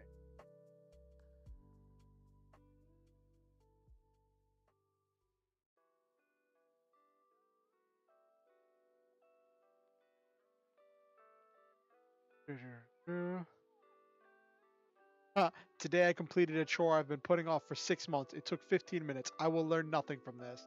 That was a meme I just found. Yes. It's funny when you put off something for so long and you're like, you're stressing out about it because you're like, oh my gosh, it's the worst thing in the world. Then you actually do it and it just works. It just works.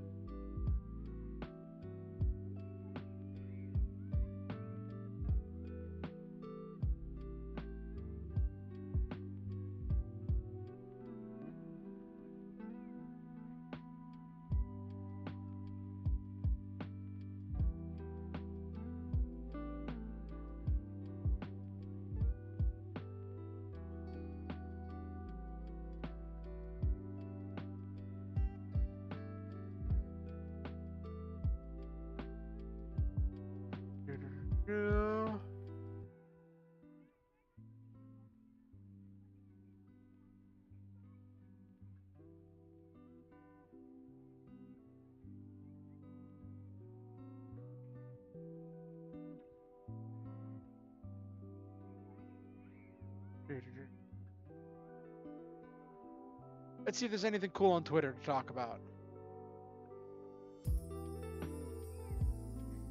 So there's this, I know there's this anime Messenger set up on my computer. I normally just go through Facebook. I don't have like the Messenger app on my computer. Why? Were you going to send me something, Pelly?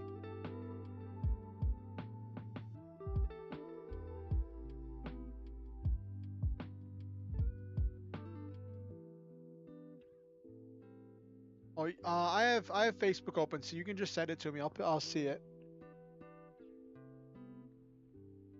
So there's this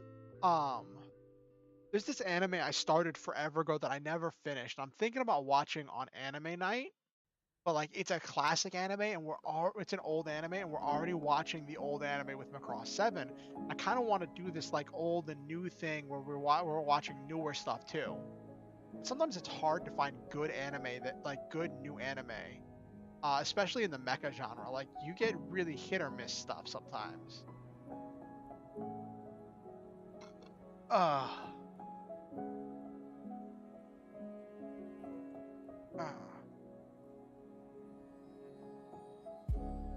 So,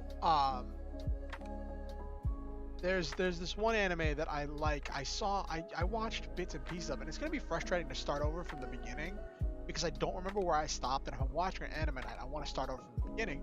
It's called Armored Trooper Votoms.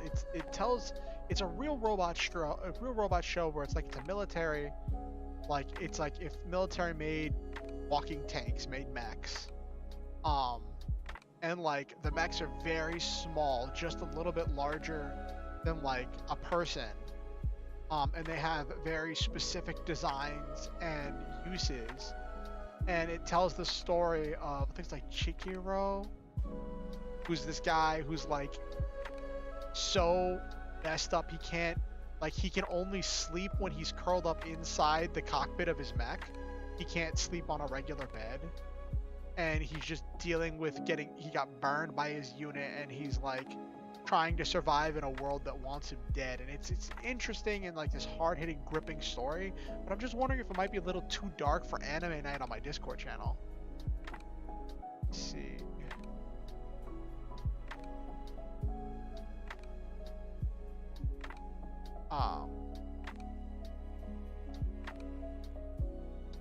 But it's a really interesting show, and it's a classic Real Robot anime, right? So in Mecha, there's Real Robot and Super Robot, where the Super Robot is more fantasy, the Real Robot is more sci-fi. And Real Robot, as it sounds, is like mech shows that are like realistic, as in like if we actually had mechs, this is kind of what it would be like, or trying to be like. It's like, yes, there's going to be some unrealistic parts because everything that we attribute to doing with mechs, you can just do better with a tank. Besides be a walking mech. So I did see I did watch this one anime, 86, that instead of having bipedal tanks, they were like these like spider walker things that were really lightweight and small, and they were really, really interesting. And it was this really gripping story of identity and finding your place in a world that doesn't want you, and then also learning. Well, one of the key themes was like interacting with other people who have it a lot worse than you. So that was a really cool anime. That actually came up fairly recently. Hey Nabiru, did you ever watch 86? I know that was fairly recent. It was like maybe a year ago. It ended.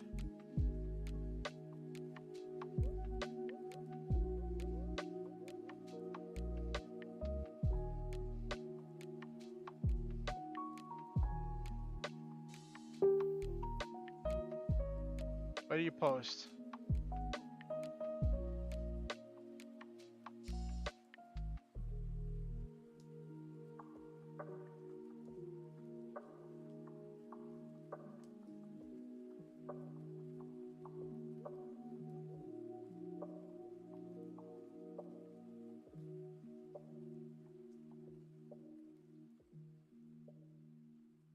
Let me share this one Pelly just posted on my timeline. You can send it to me in Messenger. Yeah.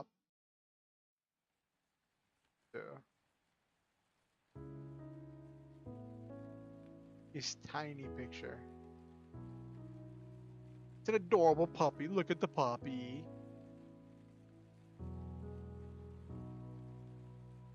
Just so it doesn't look weird on my timeline. Random memes. Random memes. But memes are always glorious.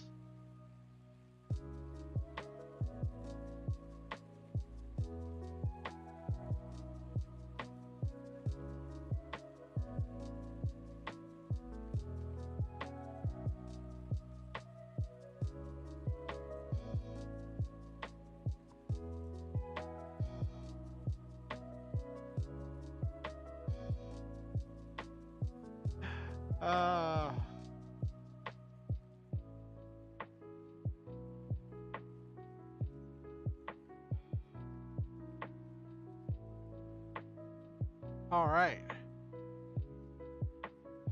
Let's see what's trending. So there's this thing that's been going around on Twitter. I haven't seen it hit Facebook yet. But it's like this pet shop thing. Or I don't know if you do a quiz or if it's randomly does it for you. But it treats you, it describes you as if you were a pet. Let me find it. Hold on. And one of the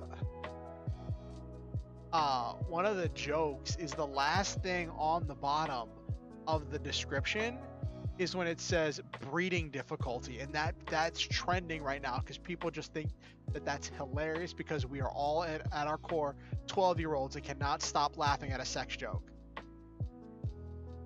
No, 13. I'd say 13-year-olds are more like that. That is just what we all are. We are all adult children. So Twitter just cannot stop laughing at the line breeding difficulty. Like, I'm reading this one from one of my friends on Twitter. It's like, price was like how much you cost.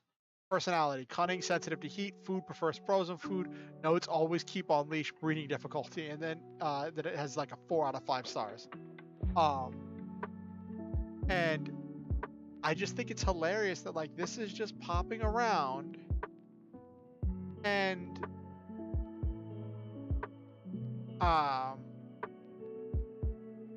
everyone's just laughing at the line breeding difficulty.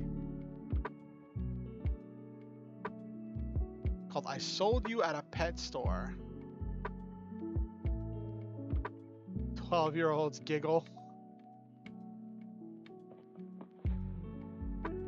Let me take a look at this. I sold you at a pet store.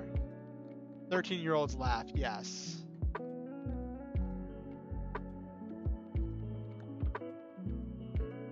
Let me take this test. I sold you at a pet store.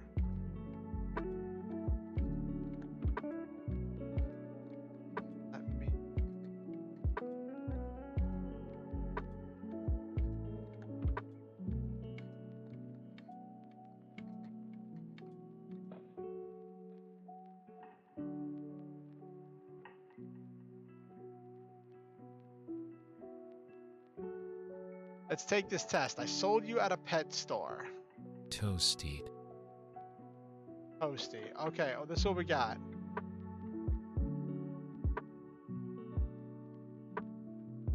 Wow, I'm expensive. What? The love meeting new people can be hit or miss. Meeting new people online, love that. Exciting, awesome, interesting. Meeting new people in person, whoa, slow down there, buddy. Whoa there, slow down, buddy. Only eats desserts, hilarious because I'm diabetic. Actually hilarious because I'm diabetic. Can bite, I don't bite. I don't bite at all. Breeding difficulty, 3 out of 5. Huh. I like that one. How do I share this? Let's share this as a...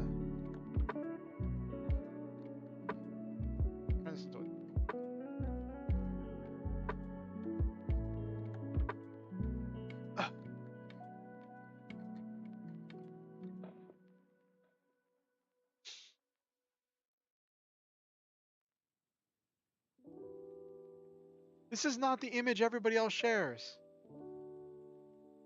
This is... no.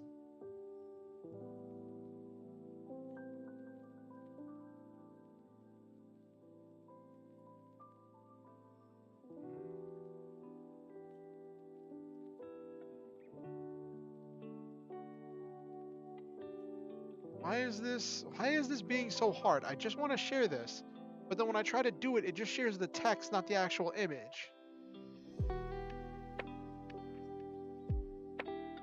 I'm gonna get my snip tool.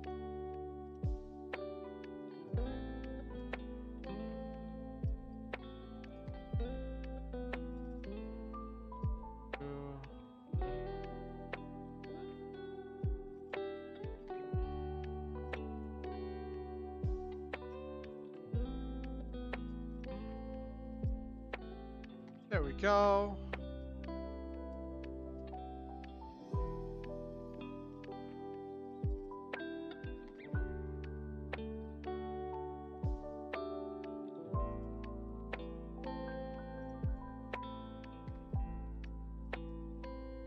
There.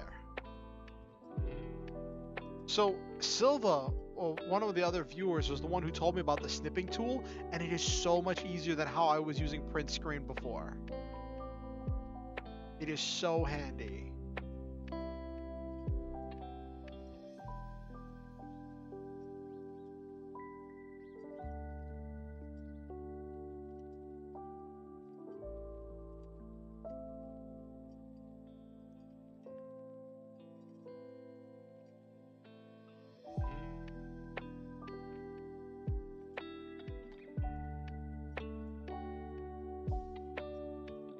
I'm expansive.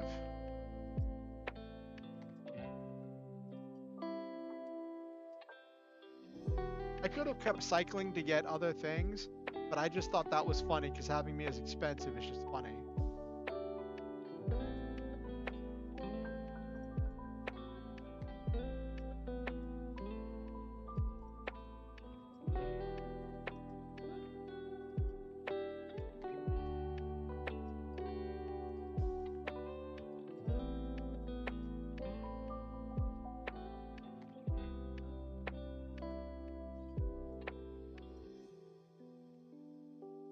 I put this comments.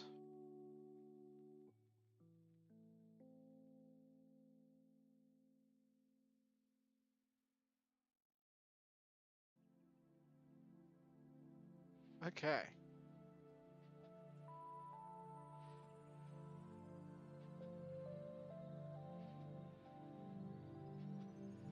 So now I'm trendy. I didn't use breeding difficulty, so it's not going to pop up under that, but I just thought I'd be trendy.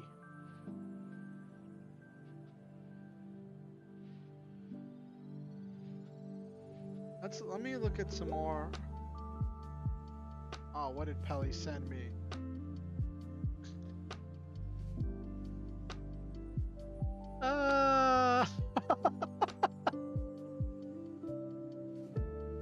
Pelly just sent me I just saw yours. Fearful, I love making a mess, prefer sweet things, complicated for a beginner, breeding difficulty 1 out of 5. Oh, Pelly.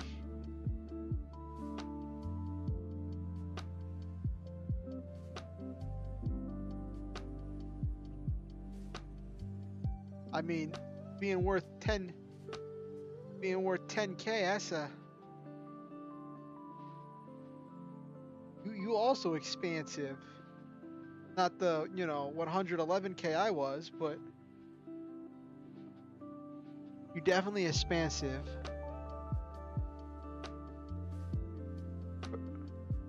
But yes, your breeding difficulty is only 1 out of 5 stars. I don't even know what that means. Like I guess that's the thing for like breeders if you're getting a pet for breeding. Like, but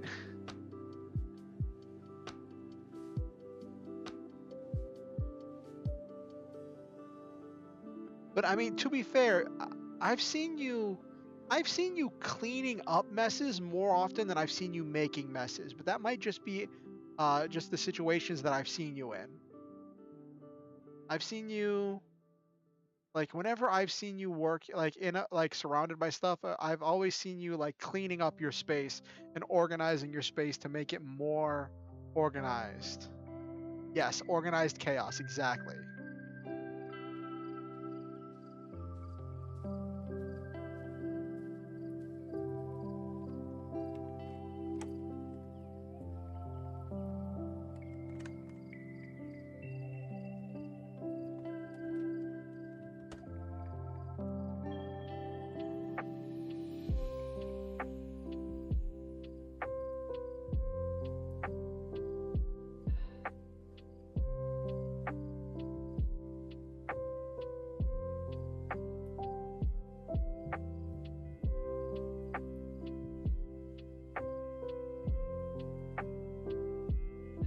Yes, the caps lock.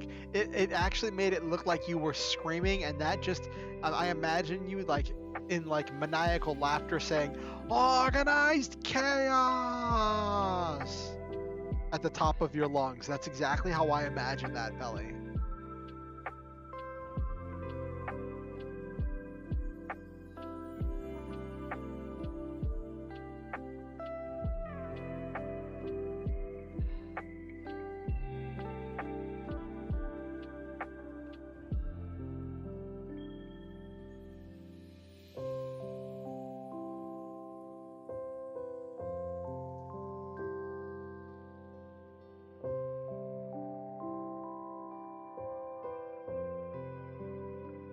When a vampire makes a texting mistake, call that a blood type O. Ha ha ha ha. Mr. Burns' smile and fingers tapping together. Organized chaos.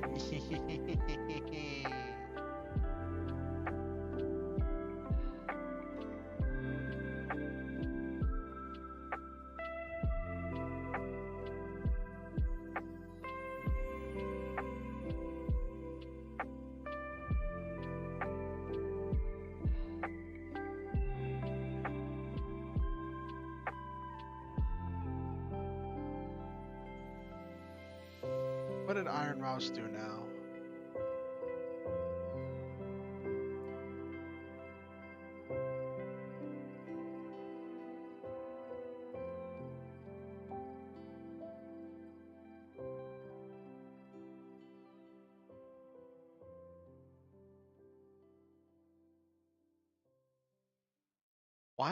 So there's this big popular VTuber Iron Mouse who posted a thing like 2 hours ago saying how much she needs this like stuffed animal because it's so adorable, right? And I'm like, I don't. If you need it so badly, yeah, I've played Red Light, Green Light, and Hot Potato actually. I've played both. They're kind of classic games here in the U.S. At least your internet's doing Red Light, Green Light, and Hot Potato. So are they just dancing? Or I was wondering what happened. I thought you didn't like me no more, Nabiru. No, I get it. Well, I hope your internet starts cooperating with you, turning on and off. So what's the potato? Is the potato your internet connection?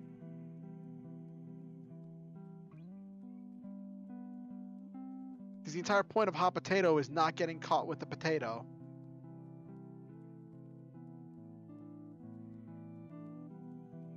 Oh goodness.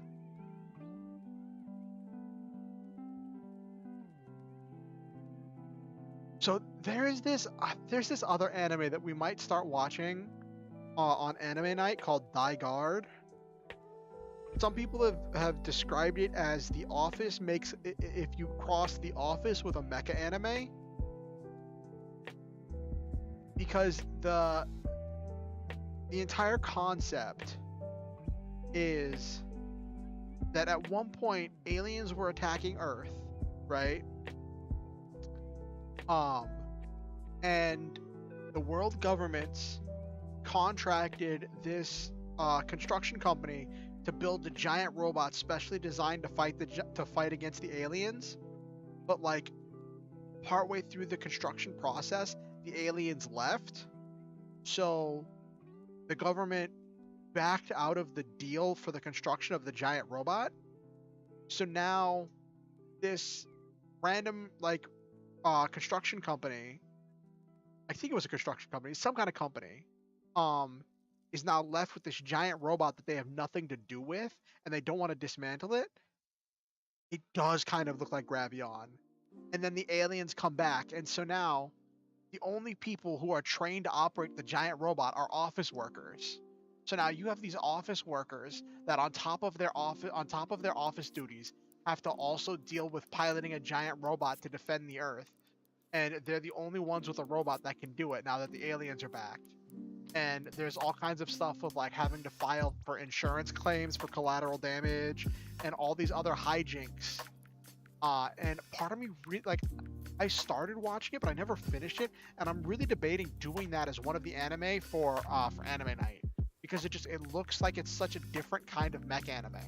Like you don't have the child protagonist.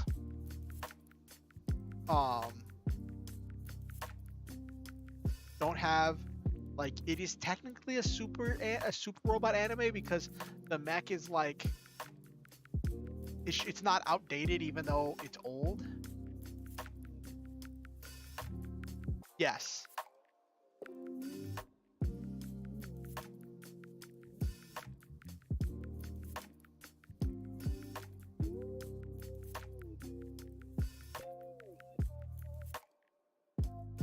I think it eventually. I mean, I imagine that at some point it would get to the point that like the company would start charging the military for their services to like drive off the aliens, which I think that would be a hilarious turn of events. And the entire premise, I think, is hilarious.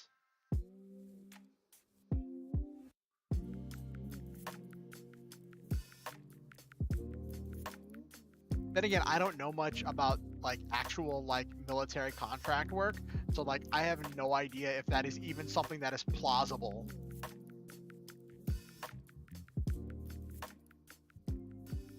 If that's even a plausible scenario. Well, I mean, obviously aliens attacking Earth and someone building a giant robot is not plausible, but I mean like the idea that like the military contracted one company to make a weapon for a specific situation, then that situation ended, and so the military backed out of the contract. I didn't even know if that's something that would even happen. I feel like the military would just take the weapon and find a new use for it, right?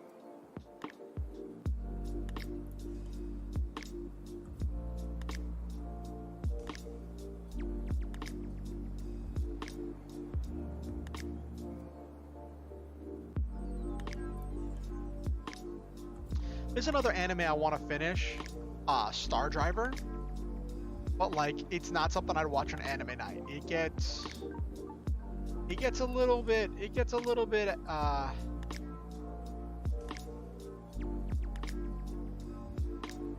yeah, you're right about that, Naberu, but I do like a little bit of a groundedness in my anime.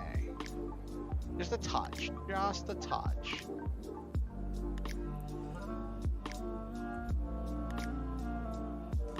Nabaru, did you see when I did the thing where it was like, I sold you to a pet store, what are you worth? Let me put that on screen.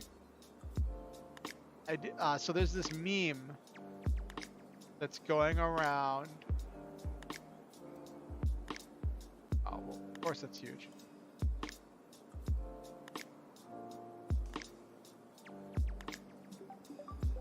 So there's this thing that's going around where like I sold you to a pet store. This is what they said about you, right? And so it's randomly generated. It's all randomly generated. So I did. This is.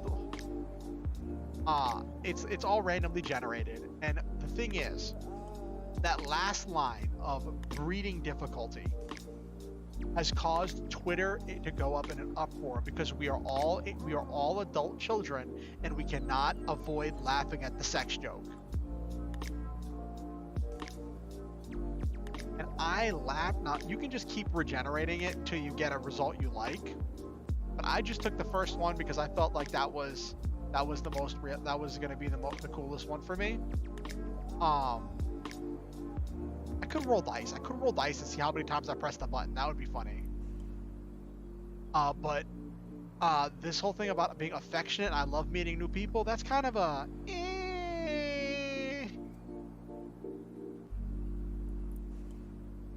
Yeah, head nod no.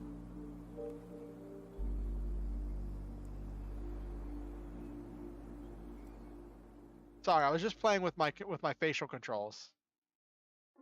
Yeah.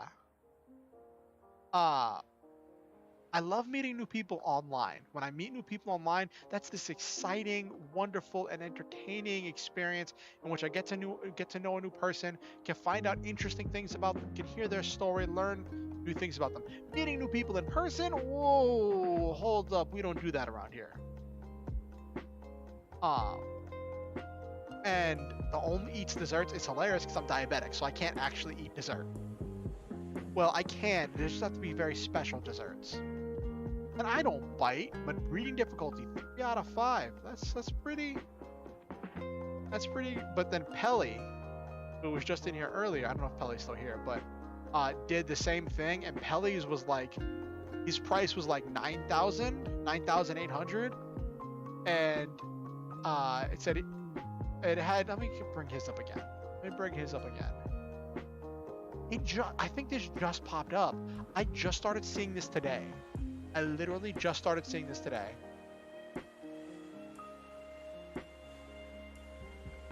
Okay, Pelly.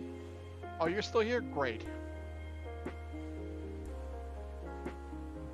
Yeah, when Pele did the thing, it said personality, fearful, I love making a mess. Food, prefers sweet things, notes complicated for beginners, reading difficulty 1 out of 5. Let me put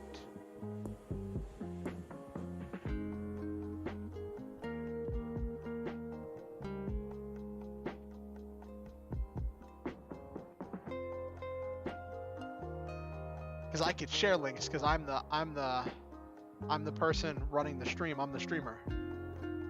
Wahahaha! I have infinite power.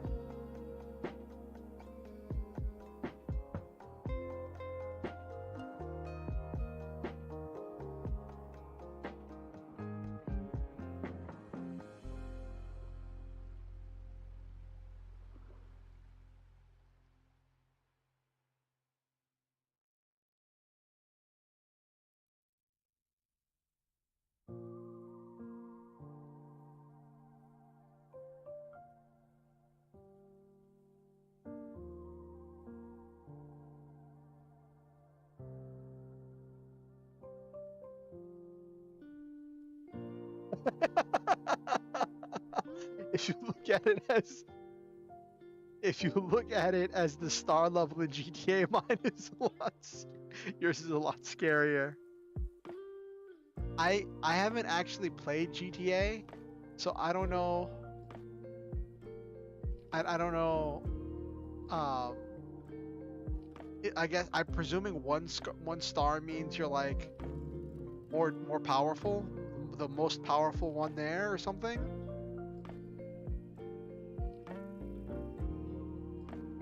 Oh, it's easy to get 1 star. Okay.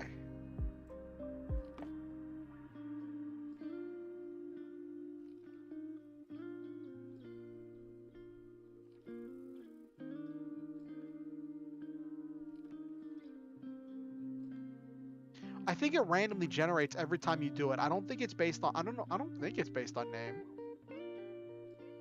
There's a thing where you can copy the text if you want to post your.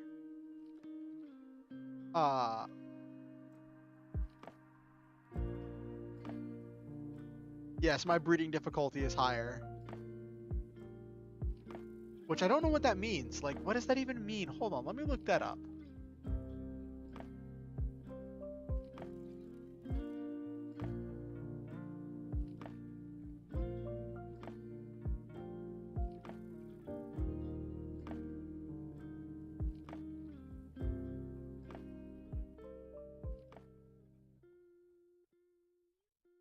There's for Nabiru.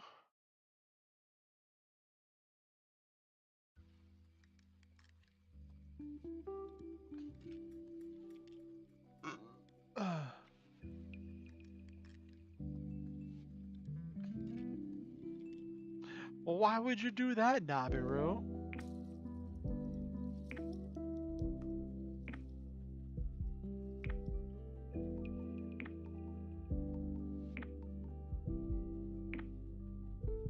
Why would you do that, Nabiru?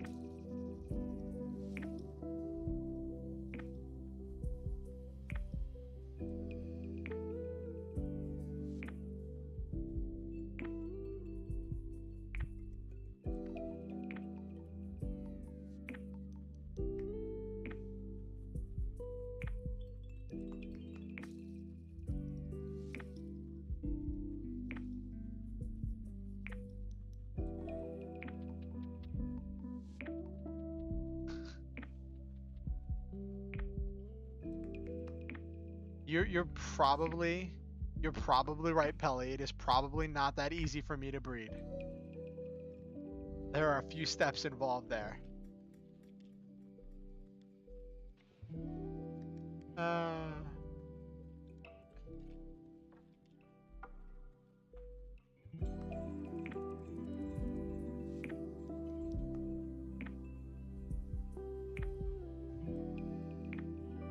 Yes, hence the 3 stars, yes.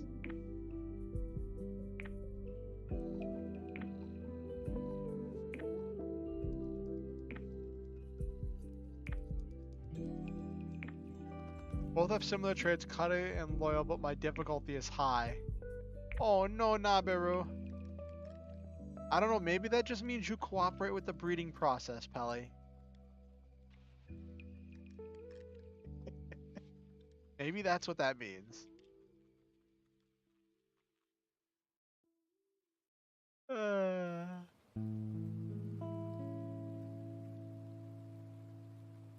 Why is breeding difficulty trending under food? Oh.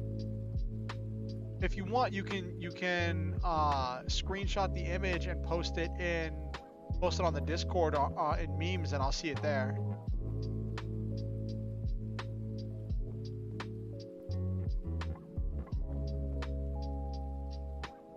But yes, Pelly, you're right. It's probably just the internet.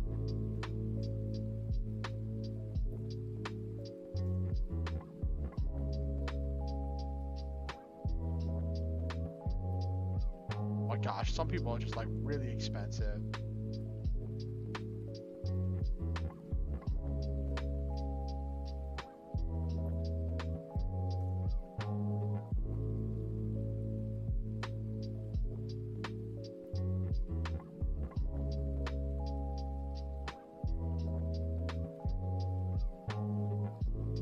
$879 Nabaru versus 776 from when I first put my.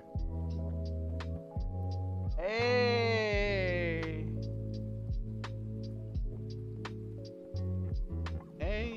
you expensive Nabaru. You blowing my numbers out the water, making my numbers look like rookie numbers, Nabaru.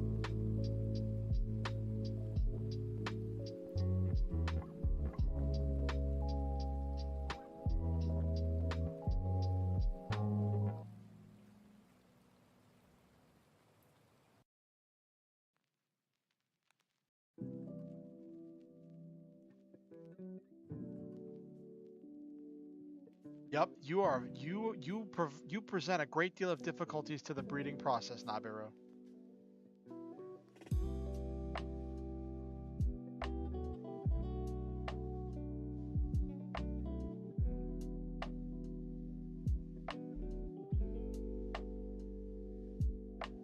I guess that's what that means. You're 5-star, so it's like not quite a triple S. What's funny? So I play Iron Saga, right? Which is a mobile game. Possibly SR, yes. And in Iron Saga, you have rarity, which is this A, B, C, B, A, S, double S, triple S, right? And then you have number of stars, which is how powerful the unit is, right? And all of the machines can get to 5-star, but S and up, you need duplicates of them in order to go up each star from 5-star to 9-star, right?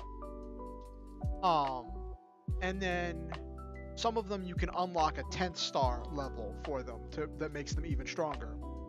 But then the A and below, you don't need duplicates in order to take them to 9-star.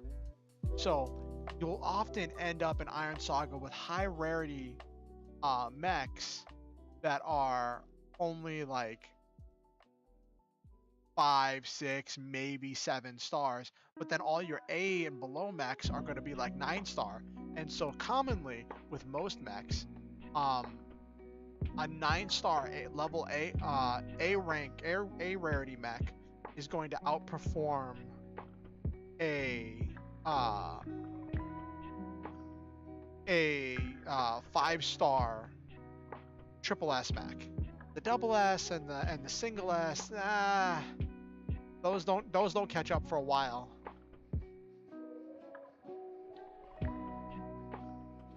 How dare it, Nabiru?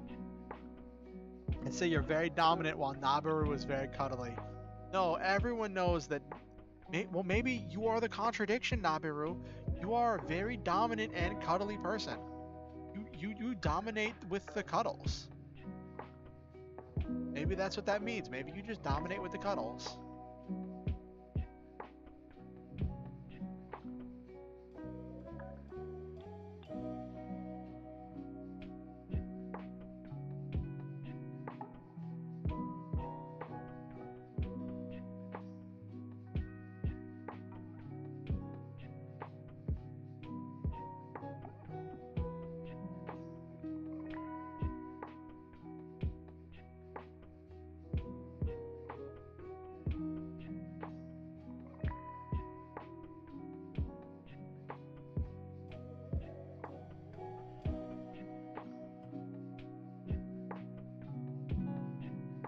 Oh, Gura posted something.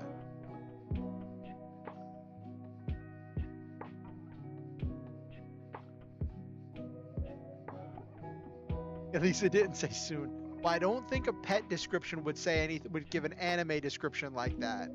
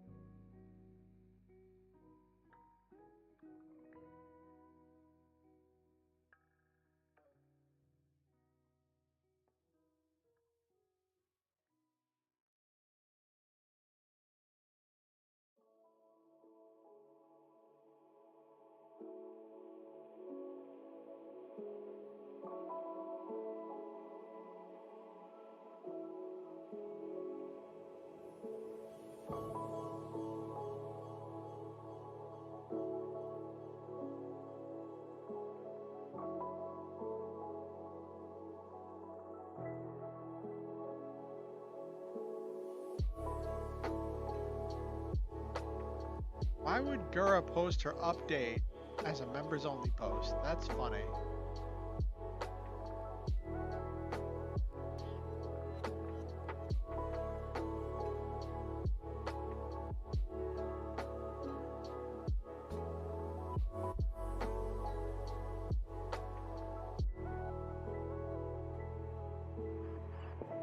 Yeah, a lot of people are missing Gargara because she's been on hiatus.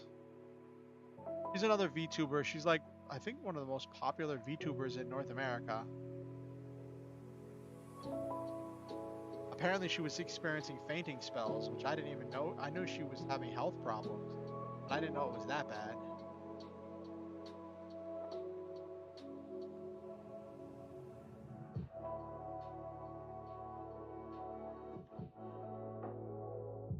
What is this crap someone shared an image of?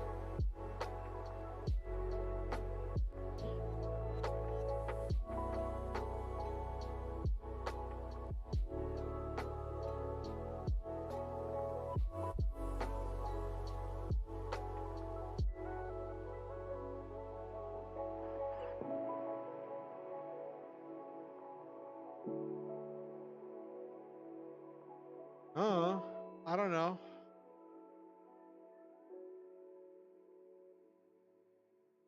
One of my friends on Facebook just shared this image. I don't know if it's from an actual thing or if it's just a meme.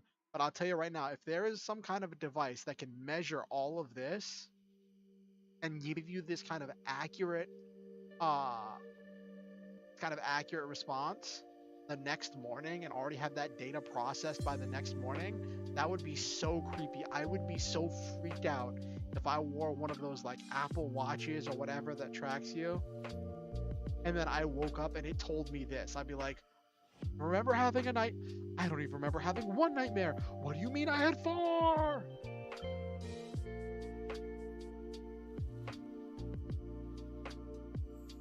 What do you mean? What does it mean?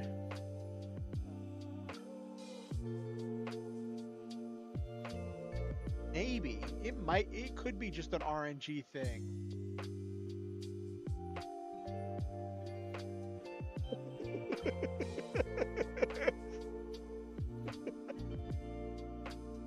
Oh my gosh, I gotta share this one.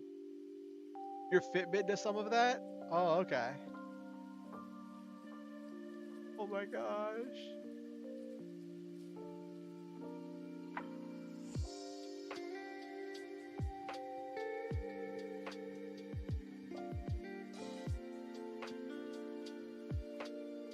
Ooh, that would be creepy. What is this? Sword Art Online Naviru? With that whole getting someone to press a button while they're asleep in order to start the duel?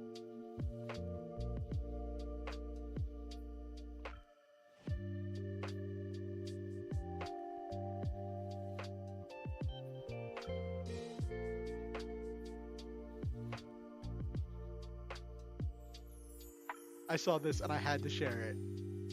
I'm like, oh my gosh.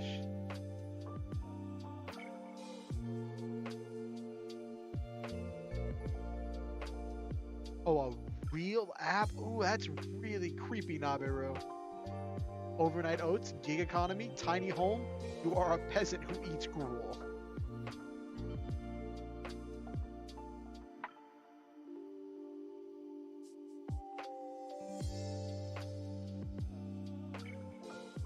I gotta tag my friend in this.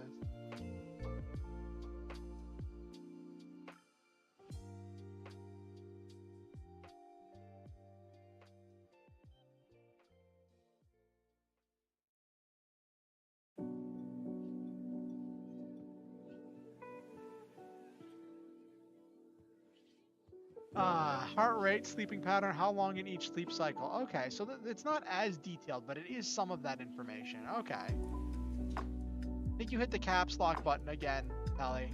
I think you hit the caps lock button again.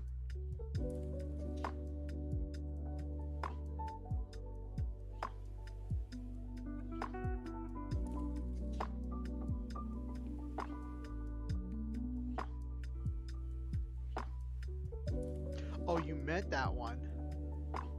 Okay.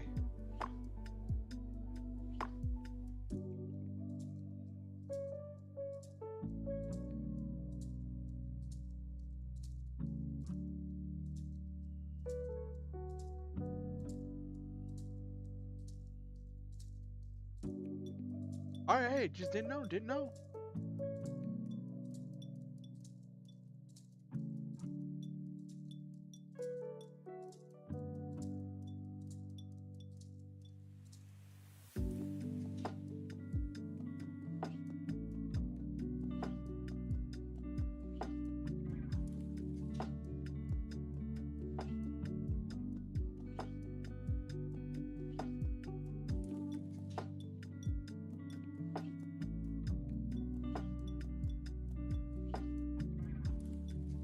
For some reason, the video res instantly syncing with the window chat. Oh, what?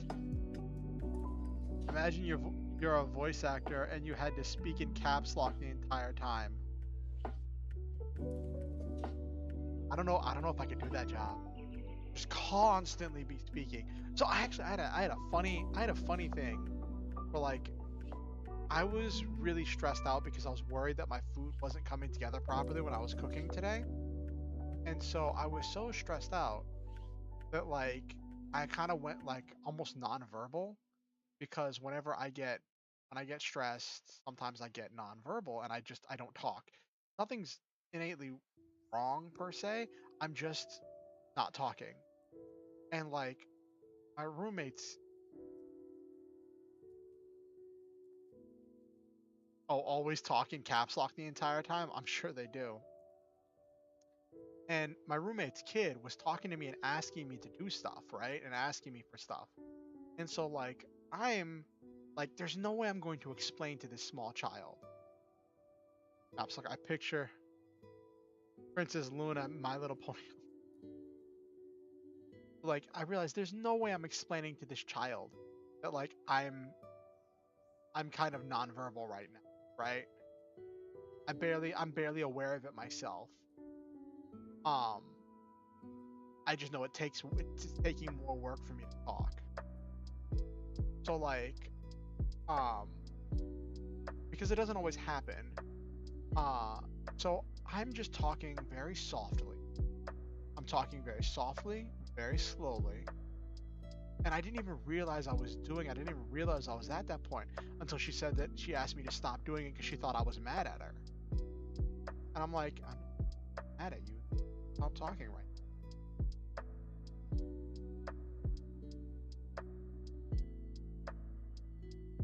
And it was the first time I've ever had someone say, you're talking too softly to me. I think you're mad at me.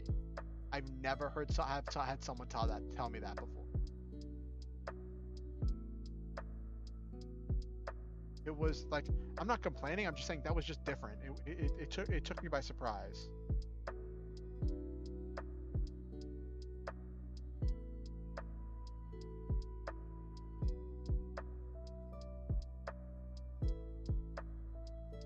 That is true. It is a very loud house. I asked her, I'm like, would you prefer if I was yelling at you? She's like, I don't know.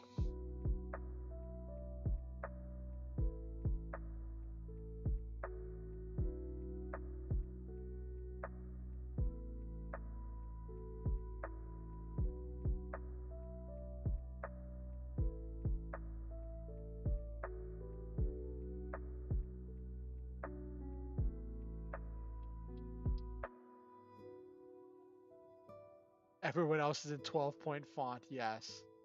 You talk in 4 to 6-point font while everyone else talks in 12.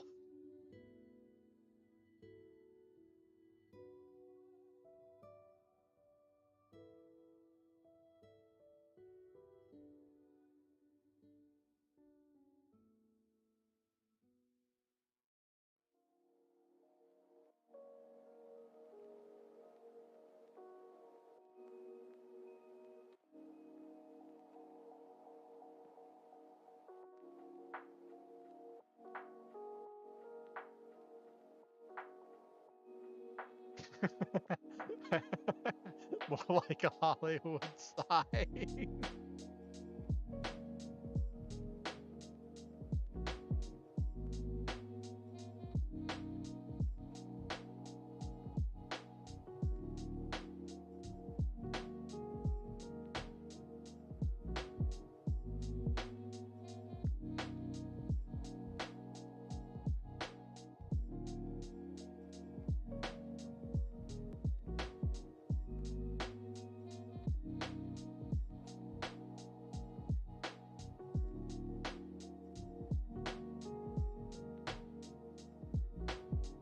You speak in dictionary font. Oh my gosh, dictionary font is so tiny. Like you need a magnifying glass to read it sometimes.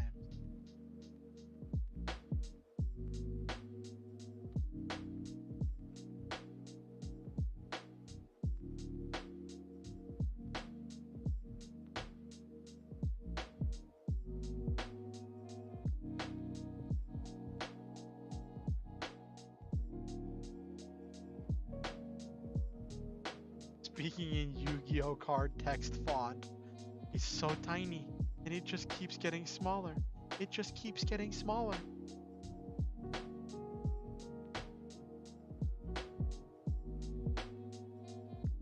So I just saw a meme about um the end of Titanic where it's like, I'm sorry, Jack, there's not enough room or whatever, right? I haven't seen the Titanic, which I probably should at some point, but that's like a long.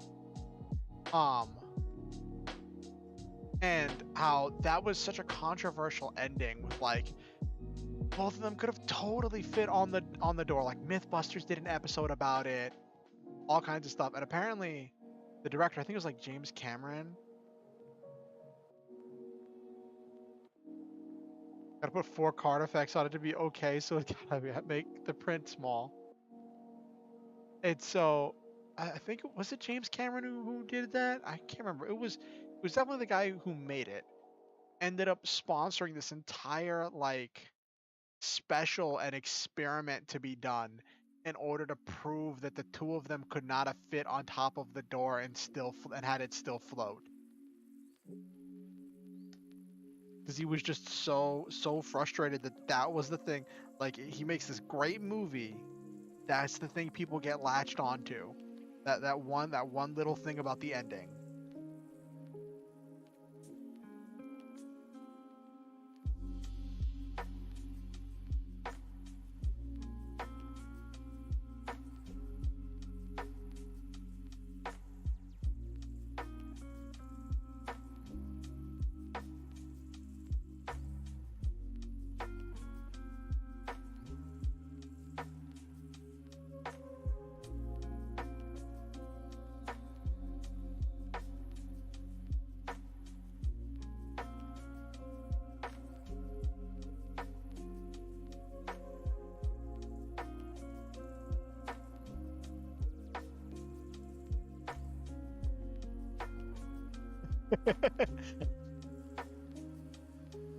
You can fit 2 on a surfboard. You can fit 2 people on that door.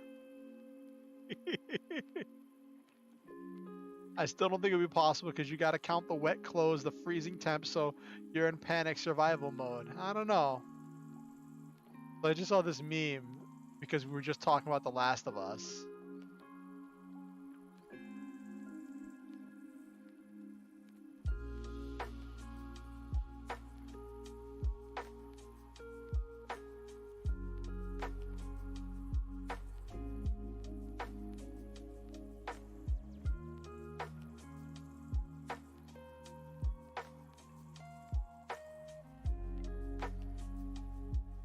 Fewer calm, warm water than possibly possible because you have time to get it right.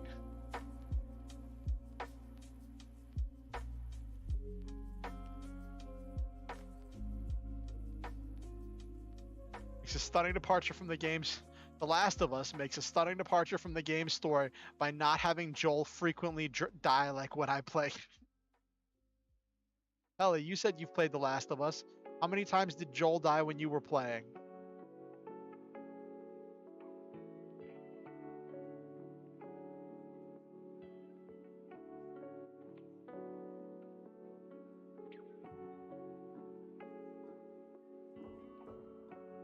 You're probably right, Pelly. They both probably would have died in a realistic situation, like they were both wet, cold. One too many. Oh no! Oh no no no!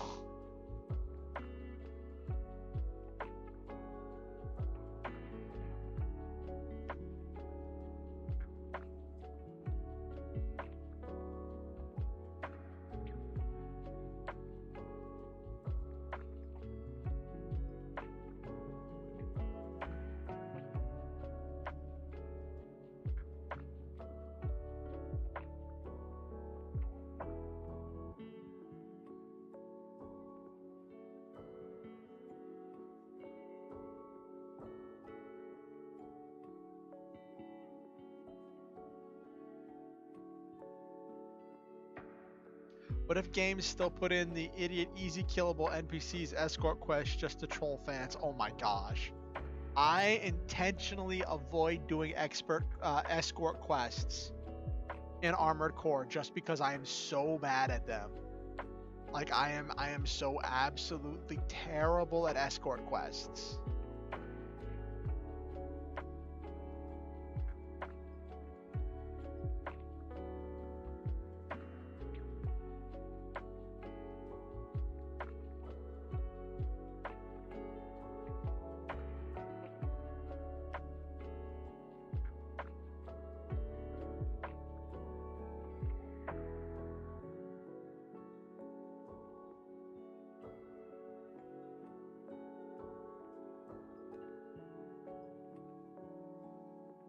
You have that in Assassin's Creed?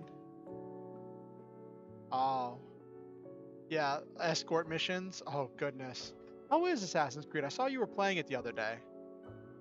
Is that like the new one or something? I don't know if there's a new one.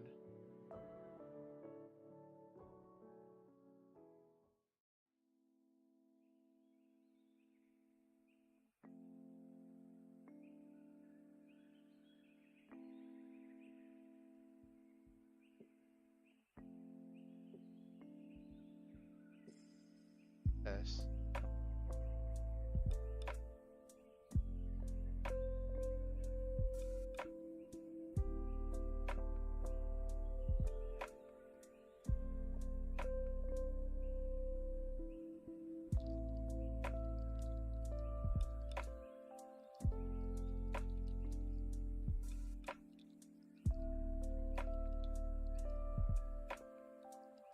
Seeing all these 5-minute crafts on Facebook, I'm like, I'm getting so distracted. Sorry. And all of a sudden they can't walk. They have the knowledge, experience, skills now from years of great games, so it seems like it's just a troll. Yes. They have 6 new ones lined up starting this year. Really? I'm glad to see that there's a franchise that's really thriving right now. I know a lot of franchises are having trouble.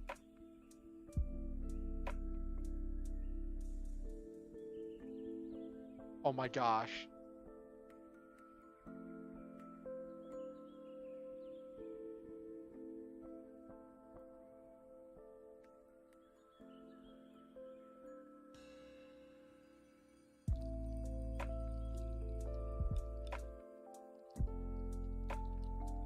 I just saw an image that I think uh you'd crack up about Pele.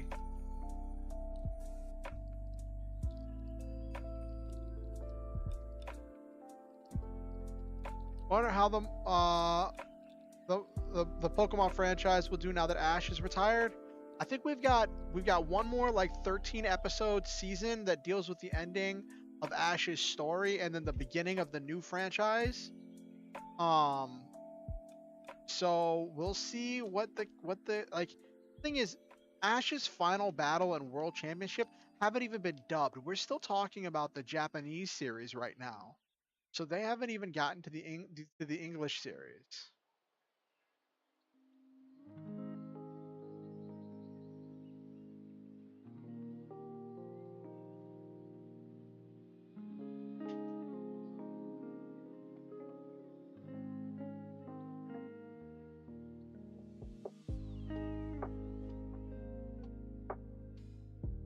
Ooh. There's gonna be two new kids that are gonna be the new main characters, and Pikachu is finally not going to be the mascot anymore. I have no idea what they're going to do with all the Pikachu merch that they've made over the years, but you know, whatever.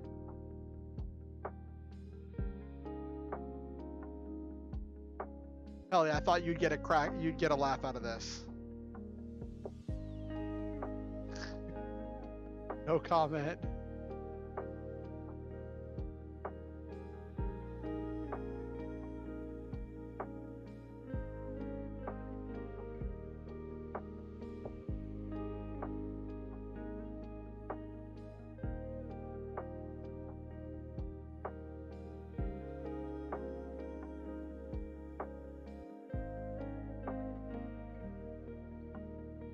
Alright, what other meat we got?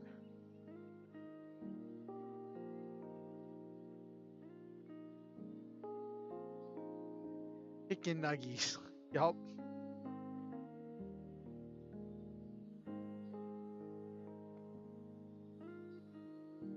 Just wait eventually. Nugget flavored ice cream. Oh no. Oh no, Naberu. Oh no, no, no, no, no, no, no, no, no.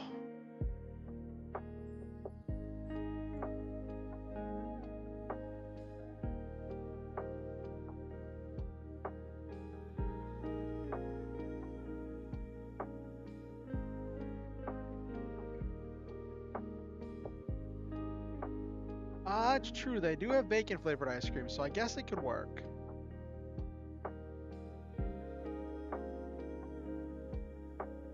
We do have chicken and waffle chips.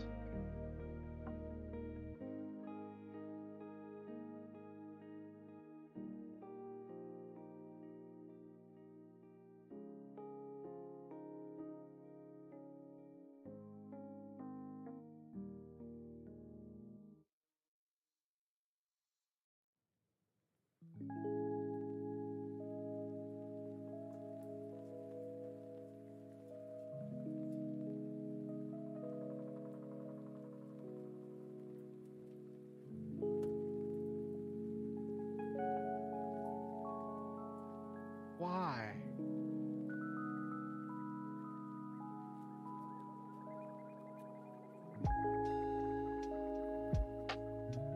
Pringles once had turkey dinner chips. Jones Soda had a Thanksgiving pack soda, so there is essence of turkey in liquid form.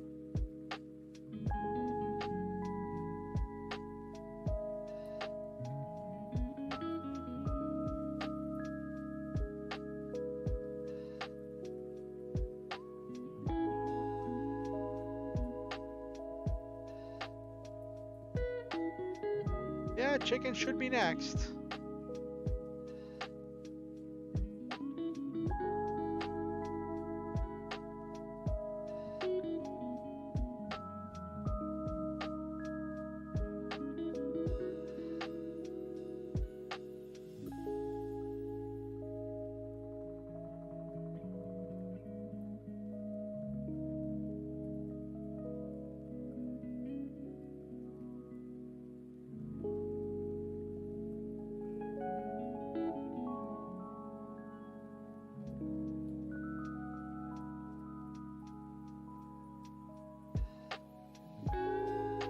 Let's see if there's any other cool things.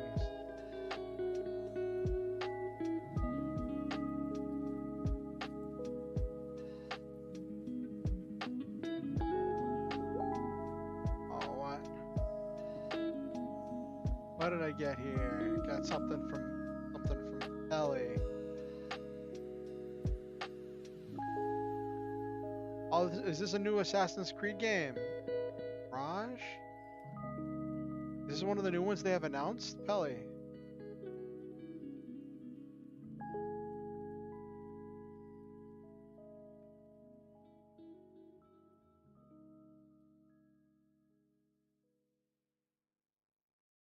This looks interesting. It looks cool.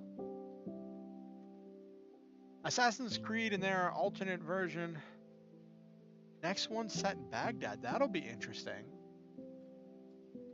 The Assassin's Creed, like, way of explaining history has been so interesting. That reminds me of this meme I saw forever ago, where this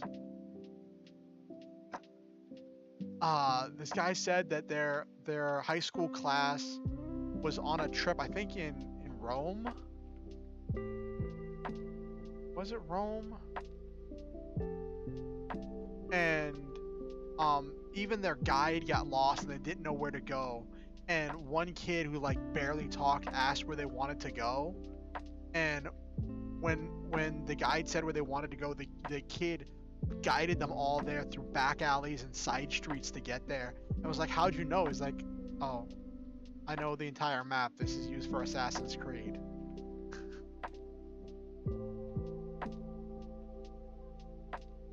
Hold on, let me find that meme.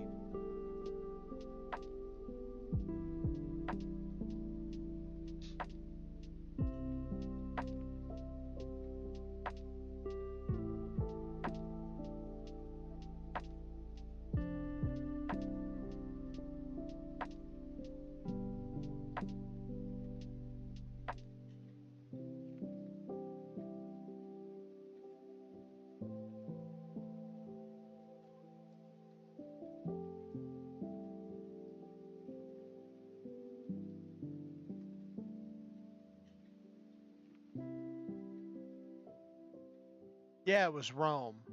Poor guy got lost. They couldn't figure out how to get to some church they were going to see. All of a sudden, one of the students like call attention to himself. He says he knows where to go. And they just start walking around the streets, taking back roads. And within 20 minutes, they're at the church. My teacher asked the kid if he'd been to Italy before. He says no. He just knew where to go because of Assassin's Creed Brotherhood.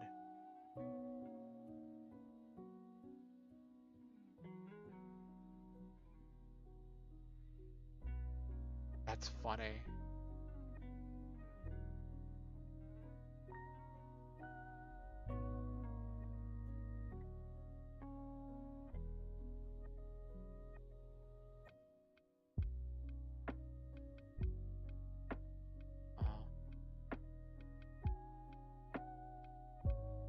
Now, obviously, it's like the tour guide shouldn't get lost, so it's probably a made-up story, but it sounds cool.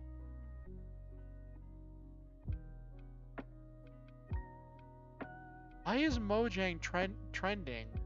What did they do now? Like, there's no new Minecraft stuff getting announced right now. Ooh, ooh, they just announced something today. Okay.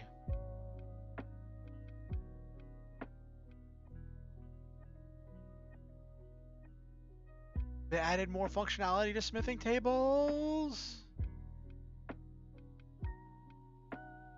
Oh, that's so cool. I saw pictures of this and I thought it was a mod.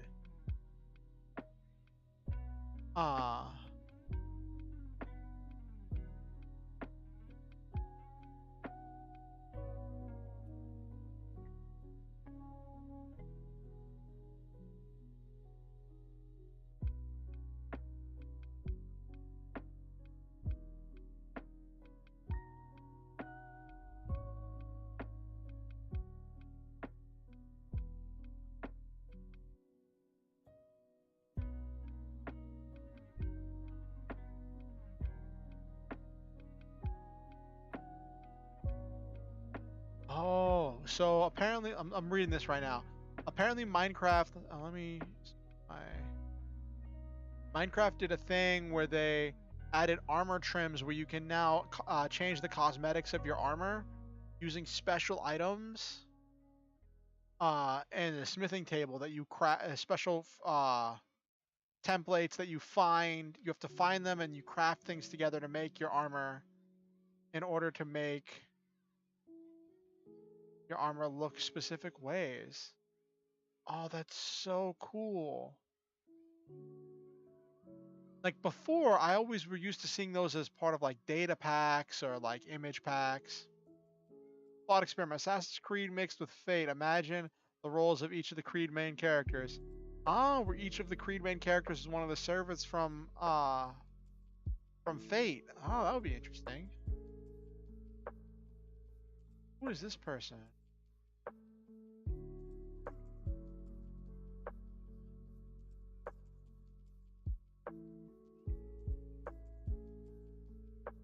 Some writer and digital journalist followed me on Twitter.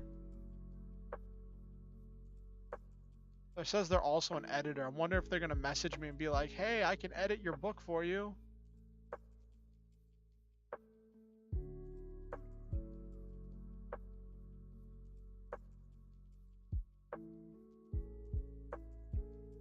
You'd have one assassin, so thinking of who would fill the other roles. What if all the assassins are just different roles? That would be funny.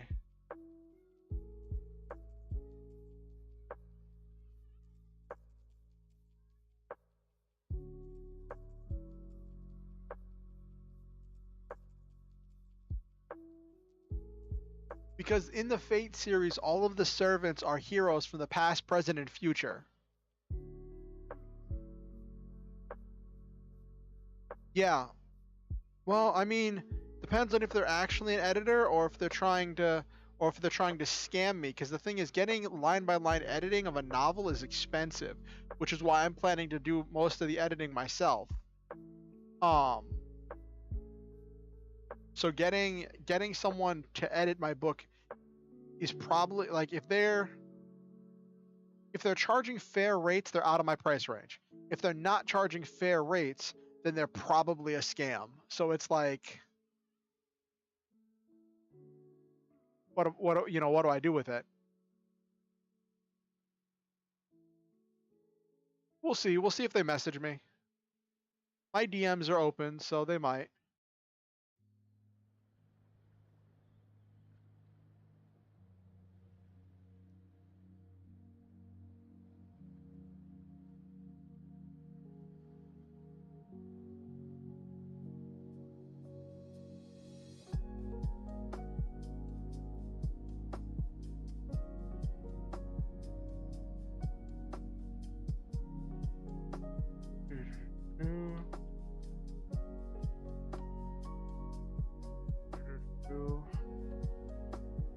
All right, let's wind down for the night. We've had some good chit chats, talking about anime, talking about video games, talking about memes. Let me take down this meme picture.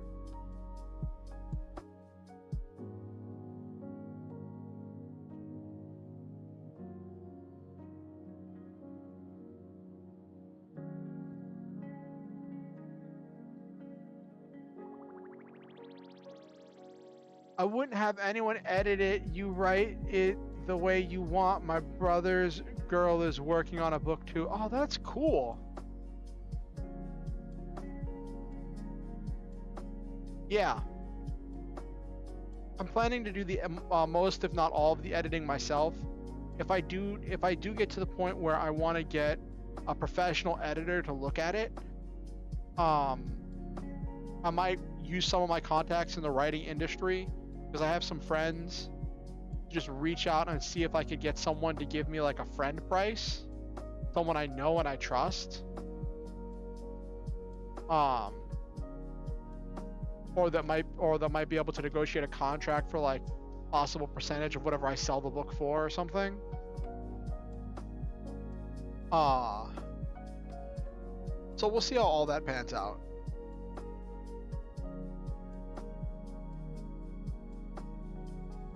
Oh, cool. That's really cool. They got a publisher working on it with her now. That's so cool.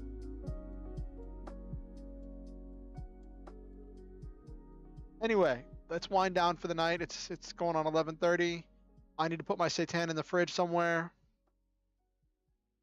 I think it's just been Peli and Nabaru tonight.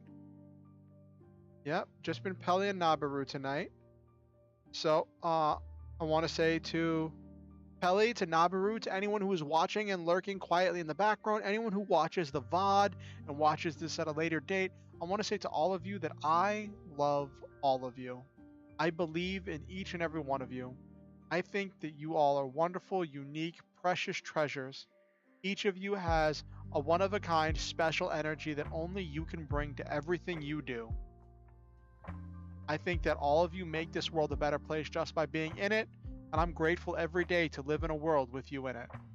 Thank you for spending your time and energy watching my stream, participating in chat, being a part of this community, and I am very... Yes, hello, lurkers in the dark. I am very grateful to all of you for it.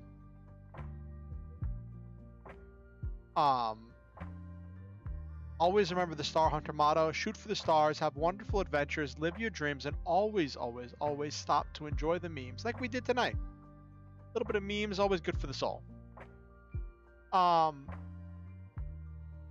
So just remember, if you want to keep up with what I'm doing on YouTube and you're not subscribed, please be sure to subscribe and ding the notification bell. It'll let you know whenever I go live and whenever I release any new content. If you want to keep up with what I'm doing outside of YouTube, you can join my Discord or follow me on Twitter. I'm fairly active on both of those. Always remember, you don't have to donate to be a part of this community. You don't have to pay to be welcome here. But with that said, if you ever feel motivated to donate to improve the stream or to improve my life, there are links where you can do that in the description down below. Next stream is going to be Friday night, 8:30 p.m. EST. I hope that you all have yourselves a wonderful week, and I hope that you are able to chase down your dreams with well thought out and intelligent steps.